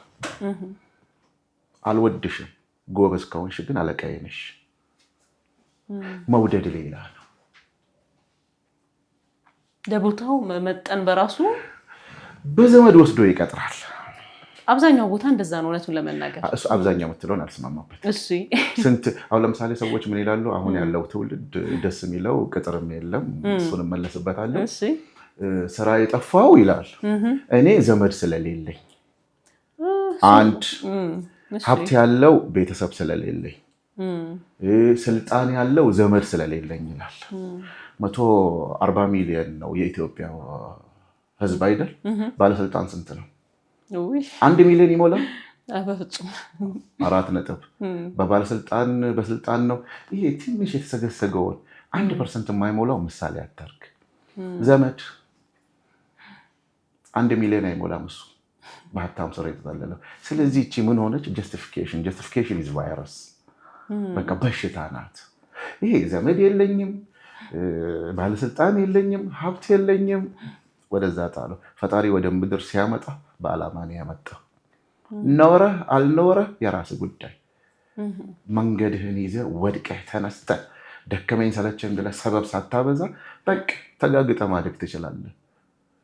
ስለራሱ ኃላፊነት መውሰድ ያለበት እሱ ነው የመጀመሪያው። ብዙ ሰው ጀርባውን እንደ እንትን ያቀርባል። እንዲህ እኮ ሆኜ ባላድግ፣ እዛ ቦታ እኮ ባልወለድ፣ ወይ ከእነንትና እኮ ባልመጣ፣ እንትና እንዲህ ተስፋ ሰጥታ እኮ ባተወኝ ባይተወኝ። ብዙ ሰው ደግሞ ዘመድ ላይ ተንጠለጠለ ብዙ ተስፋ አጉል ሆኖ ሲቀር እናያለን። ወይ የሆነ ሰው የውጭ ሀገር ይወስደኛል፣ ወይ የሆነ ድርጅት ውስጥ ያስገባኛል፣ ወይ ብዙ ስቶሪዎች አሉ እንደዚህ የምንሰማቸው። በጣም ይቅርብሽ፣ እሱ ውሸት ነው። ይሄ ሁሉ ግን ተራገበ ከሚገባው በላይ እንጂ ተራገበ። ዓለምን የለወጡ ሰዎች የተናቁ የተዋረዱ በሰውኛ ጎቱ ሃይማኖት። በቃ ሃይማኖተኞች ነን አይደለም? ነቢያቶች ከነቢይላህ አደም እስከ መሐመድ አለይሂ ሰላቱ ወሰላም ተገፍተዋል፣ ተቸግረዋል። ዩ አር ክርስቲያን፣ ኢየሱስ ተቸግረዋል፣ ተንቀዋል አይደል? እና አንቺ ማነሽ? እና እንትን ትተሽ ምንም አይነት ችግር ሳይመጣብሽ ፈጣሪ እንደሱ አልፈጠረንም። ችግር ሲገጥምሽም እያመሰገንሽ ስታገኝም እያመሰገንሽ ከአንቺ የሚጠበቅ ጥረት አለ። አብዛኛው ወሬ የሚያበዛው ሰው ጥረቱን አይወጣም። ለምን ትጠብቂያለሽ? በቃ እንድትጠብቂ አድርገሽ አይደለም የተፈጠርሽው። ተንቀሳቀሽ እኮ ነው። ዘመድ አረዳሽ አለሽ፣ እንኳን አረዳሽ። ራስሽን እርጂ። ራስሽን ረድተሽ ትናንት ሊረዳሽ ያሰበ ሰው ይረዳኛል ብለሽ ያሰብሽ ሰው ቦታ ይለዋወጣል። ራስሽን ረድተሽ ከፍ ሲሉ አጎት ሆነላታለሁ ደግሞ እንደ ቆንጆ እንደሆነች ያኔ እኮ ሰውነትሽ ራሱ እኮ ቦታ አይሰጥሽ። ተመልካቹም ይበዛል። ያኔ ኪስሽ ባዶ ምንድነው? ደሃ ስትሆን ሰላምታ ራሱ ልመና ነው ይላል። ሀብታም ስትሆኝና በሌክሰስ ስትመጪ የተከበሩ ነሽ፣ በፈጣሪ ዘንድ ግን እኩል ነሽ። ሎክ አስቢ፣ የእምነት ቦታ እኮ ፈጣሪ ፊት አይደለም? ሀብታም ስትሆኝ እኮ ይከፍቶልሻል። ስለዚህ ዓለም እቺ ናት። ቁርጥህ ነው። የመረጥከው መንገድ የሚያዋጣህ ከሆነ ቀጥል፣ የማያዋጣህ ከሆነ ተንደፋደፋ፣ ሞክራ፣ ጣራ። ከዛ በኋላ ጥረትን ከጨረስክ በኋላ ጌታዬ ሆይ ፈጣሪ ሆይ ምራኝ በላ። ጸሎትን አስተካክላ። ሰበቡን ነው የምናደርሰው እንጂ እኮ ስልጣን የለንም እኛ ሰዎች። አንዳንድ ጊዜ ሰርቼ አምጥቼ የለም ይመራሃል። ወደ ምሬትህ ተጠጋ። ያ ረቢ ምራኝ። አየሽ እውነታ ይሄድና እዛ ጋ ነው የሚነካው። አንዳንዴ በጭፍን ዝም ብለንም ልክ የመሰለን እንትን ውስጥ እንደፋደፋለንና መመራት በቃ ምድር ላይ ስትኖሪ ለመመራት እኮ ነው። በቃ ፈጣሪ ሆይ ምራኝ በይ። በጣም አሪፍ። እንደ መዝጊያ የዘመኑን ሀብት ሶሻል ሚዲያ እንግዲህ ደሚናን ብራንድ አድርገህ በጣም በትልቁ ኢብሳ ደሚና የሚለው አሁን በቃ ስትገባ ራሱ ገና ስትጽፍ ይመጣል። ብዙ ተከታዮችም አፍርተሃል። በአጭር ጊዜ ወደ ሚሊዮን የሚጠጉ አንተን ያዩሃል። ጨረሽው? የኔ መልስ ገና ነው። እሺ አሉና ይሄ አንተ ይዘህ የመጣኸው ነገር እንትን አይደለም። ሶሻል ሚዲያው ላይ አሁን ብዙ ሰው ይፈልጋል ብለን የምናስበውና የምናየው በቃ ይሄ ለታይታ የሚሆኑ እንዴት ነው ለሶሻል ሚዲያ አይሆንም የሚባሉ አይነት ኮንተንቶች ናቸው አሁን አንተ የምትሰራቸው። ይሄ ሰው ቁም ነገር ነው፣ ይሄ ሰው አይሰማው የሚላቸው። አብዛኛው ሰው ቫይራል ለመውጣት ብሎ የሚሄድበት መንገድ ልክ አይመጣም፣ ወይ ደግሞ የያዘው ነገር ምን እንደሆነ አያውቅም፣ ይቀላቀልበታል። ሶሻል ሚዲያውን እንዴት ነው ማኔጅ ማድረግ የሚቻለው? በዛ ላይ ብራንድህን ሰርተህ የምትፈልገውን ነገር ማስኬድ፣ ወደ ብር መቀየር፣ መገንባት የምትፈልገውን ገጽታ መገንባት እንዴት ነው የሚቻለው? ህይወት የምርጫ ጥያቄ ናት። ምርጫዬ ነው እሱ። ግን እኔ ይቅር በሉኝና እኔ ፌመስ አይደለሁ፣ ህዝቤ ነው ፌመስ። ጎበዝ ፌመስ ነኝ ብለን አትንጠባረር። ፌመስ ያደረገ ህዝብ አለ። አንዳንድ ሰው በጣም የኛ ማህበረሰብ አልገባውም። በተለይ ሶሻል ሚዲያ ስንጠቀም ማንንም መንካት አልፈልግም። ህዝብ አክብሩ። ክብሩን እያየህ ነው። ምክንያቱም 100 ሰው ተይው 1 ሚሊዮን ብዙ ነው። 2 ሰው የሚሰማሽ ማግኘት እኮ ከባድ ነው። ይኸውልሽ አሁን እዚህ ጋር ነው ያለው መመራቱ፣ እዚህ ጋር ነው አንዱ። አንተ በምትናገረው ነገር ለነሱ እውነት ነው ሚዲያ ላይ የሚተላለፍ። ማይ ባክግራውንድ ኢዝ ሚዲያ። ስለ ሚዲያ በደንብ አውቃለሁ። የመጀመሪያ ትምህርት የመሱ ነው። ሚዲያ የያዘ ነገር የተናገሩት ሁሉ እውነት የሚወስደው እውነት ብሎ የሚቀበል የዋህ ማህበረሰብ ብዙ ሰው አለ። በእነዚህ ህዝብ ስም ነው የምንነግደው። የተናገርከው ነገር ሁሉ ለሱ እውነት ነው፣ ግን ታወራረዳታለህ። ከላይ ፈጣሪ አለ። ስለዚህ እኔ ሚዲያ ላይ እንደዚህ ነው ምናምን ስለ ኤቭሪዌር አንድ ፎሎወር ኖረሽ አይኖርሽ፣ 100 ኖረሽ ሚሊዮን ኖረሽ፣ ለእኔ የሰው ልጅ ትልቅ ክብር አለኝ። በቃ በፎሎወር አይደለም ማምነው፣ በሰውነቱ። ፎሎወሮቼ በቃ አናቴ ላይ ናቸው። በጣም ነው እያንዳንዱ ለምሰራው ነገር እጠነቀቃለሁ። ሁልጊዜ የራሱ ላይፍ ስገባ ንግግሬ የሚጎዳችሁ ከሆነ እባካችሁ ይቅር በሉኝ። በዛ መንፈስ አትውሰዱት። ምክንያቱም አንዳንድ ጊዜ ጥሩ ነገር አሳልፈህ ማለፍ ትችላለህ። ለእኔ አሁን አንቺ ቅድም ስለ ቫይራል አነሳሽ። በማህበረሰቡ ኖርም ውስጥ ነውር የሆነ በፈጣሪ ዘንድ ኃጢአት የሆነ ነገር ይዘሽ መጥተሽ ቫይራል ልትሆኝ ትችላለሽ። ለእኔ ግን እሱ ቫይራል አይደለም፣ ተጽዕኖ ፈጣሪም አይደለም። መዋረድ እኮ ነው እንትና አሁን የዲስትራክሽን ዘመን ነው ብዬሽ የለም። በዛ ውስጥ እሱ እኮ ታዋቂ አይደለም። ግን እቺ እንትኗ ትመጣና ትሸውዳለች። ፎሎወር የምትለው እኮ በበር ያለፈ ነው። የፎሎወር ትርጉም ይግባችሁ። ሲሄድ እንደዚህ ያለፈ ሁሉ እኮ ቪወር ነው እኮ የሚባለው በአልጎሪዝሙ ቋንቋ ማለት ነው። ነገር ግን ይኸውልሽ አንቺ የምትሰሪው ስራ ለማህበረሰቡ ሮል ሞዴል መሆን የማትችይ ከሆነ እዛ ላይ ላይሽ ፈልጋለሁ። መጥፎ ነገር ስትሰሪ ማለት ነው። ብቻዬን ስለሆነ የማየው፣ በአካል ግን ከጎንሽ ቆሜ መታየት አልፈልግም። ያልገባቸው ነገር አለ። ሚዲያ ላይ ሚዲያ ያገነናቸው ሰዎች አሉ። ትልቅ ድርጅት አለሽ። የተከተለው ሰው ሁሉ አድናቂ፣ የሚኮራብህ፣ የሚወድህ አይደለም፣ የሚዘልቅብህ። አንተ ከሞትክ በኋላ የአንተ ሶሻል ሚዲያ ይቀጥላል። ደግሞ ማወቅ ያለብህ ሞት ኃጢአቱ ይቀጥላል። አስቢው፣ ኖረሽ አይደለም ሞተሽ። ሶሻል ሚዲያ ሲባል ዝም ብሎ እንትን አይደለም ይመዘግባል ማለት የሞት ቀን የደረሰና ብሎክ አደርገዋለሁ ኃጢአቴን አጥፍቼ እሄዳለሁ አይደለም። መቼ እንደምትሞች አታውቂ። ብዙ እህትና ወንድሞችን አተናል። ብዙ ምን ወዳቸውን ሰዎች አተናል። ወይኔ ትናንት ሚዲያ ላይ አይተነው የለም እንዴ? የሰራቸው ኃጢአቶች ይቀጥላሉ። አሁንም ሰው ጋር ይደርሳሉ። አልጎሪዝም ነው፣ መሞቱን አያውቅም። ስለዚህ የምትሰሪው ነገር ስትሰሪው ራሱ አሁን ሶሻል ሚዲያ ላይ ስሰራ 3 ትውልድ የማይረዳኝ ከሆነ አጠፋለሁ ማለት ከፍ ያለ መካከለኛ የሆነ አንድ ህፃን ልጅ አባትም አያትም ቁጭ ብለው ምለው ነገር ከምክር የዘለለ አይደለም። ከዛ የዘለለ አይደለም፣ ከማስተማር የዘለለ አይደለም። ደግሞ የተሻለ ዕውቀት ኖሮኝ ሳይሆን ማህበረሰቡ ውስጥ ያለ ሊያዩት የሚገባ ከኔ የበለጡ ሰዎች አሉ፣ ትልልቅ ሰዎች አሉ። ስለዚህ እዛ ውስጥ ክብርም አለ። ገብቶሻል? ሰዎች አሁን አገርን እንዴት መሰለሽ የሚያስቡት? ተራራው፣ ሸንተረሩ፣ ወርቁ፣ ማዕድኑ፣ የኩበቱ ሽታ አየሩ ይላል ነው። አገር ማለት ሰው ነው። አየሽ፣ አገር ማለት ሰው መሆኑ የገባሽ ቀን ከመጥፎ ነገር ትታቀባል። አገር አትሳደብማ። አገር የወረደ ነገር አሰራ። ምክንያቱም እንዴት አገር ትሆኛለሽ መሰለሽ? ታዋቂ ጋዜጠኛ ነሽ፣ ኢትዮጵያዊቷ ራህዋ ነው የምትባዩ። ጎበዝ አትሌት ትሆኛለሽ፣ ኢትዮጵያዊቷ ነው የምትባዩ። የቤተሰብ አይደለሽ፣ የአገር ነሽ። አንቺ የምታጠፊው ነገር የአገር ስም ያጠፋል። ቤተሰብሽን ብቻ አይደለም አስቢው። እንዴት አድርገው ነው ያሳደጓት? ለዚህ እኮ ነው ትልቁ ትምህርት ቤት ቤተሰብ ነው ብለን የለ እንዴ? የማንን ልጅ? የእከሌ ልጅ። እከሌ ምን ይመስላል በማህበረሰቡ ውስጥ? ድሮ ነው፣ አሁን ሶሻል ሚዲያ ነው የሚያጣብስሽ። ስለዚህ ሶሻል ሚዲያ ስንጠቀም ፕሌስ አንደኛ ትውልድ እየገደለም ነው። በዛ ውስጥ ግን 1% የሚሆንስ ደግሞ እያመለጡበት ነው። ብዙዎች ይቀየራሉ። ፋይናንሻሊ በተለይ እኔ ማውቃቸው እኔ ሰፖርት ማድረጋቸው ልጆች አሉ።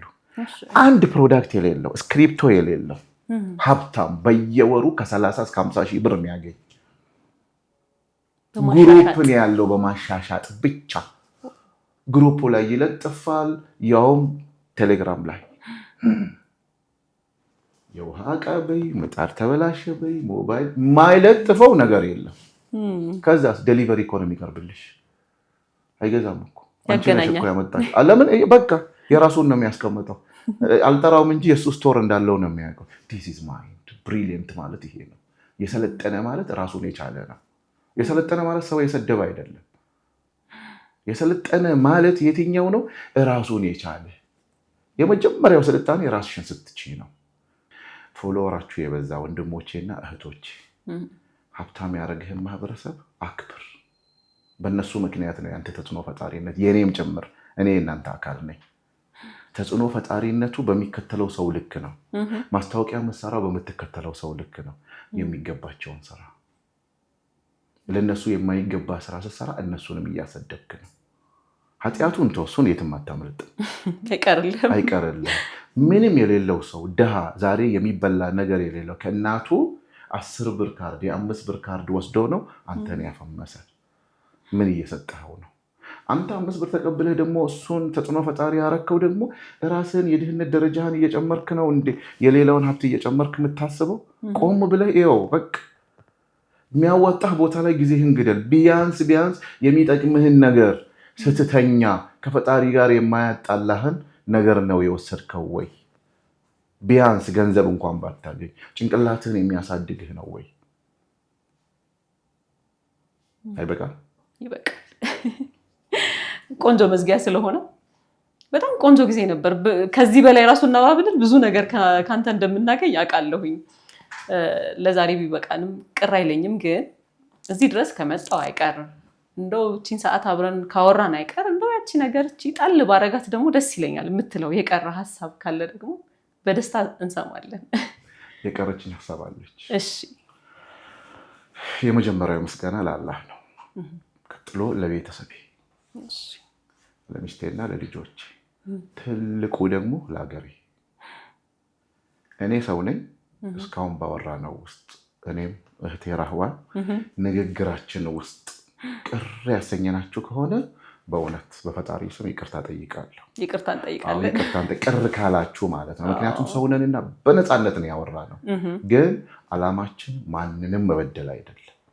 የምናውቀውን ለመስጠት ያህል ነው። ግን ከነ ችግሩም ከነ ስህተቴም በጣም ወዳችኋለሁ፣ በጣም አከብራችኋለሁ ከልብ ማለት ነው። ነገ እናንጀራለን። በጣም ነው የማመሰግነው። እግዚአብሔር ያክብርልኝ። ስለሰጠህን ጊዜ፣ ስላነሳህልን ሀሳቦች በሙሉ በጣም አድርጌ አመሰግናለሁ። ታንክ ዩ ቬሪ ማች።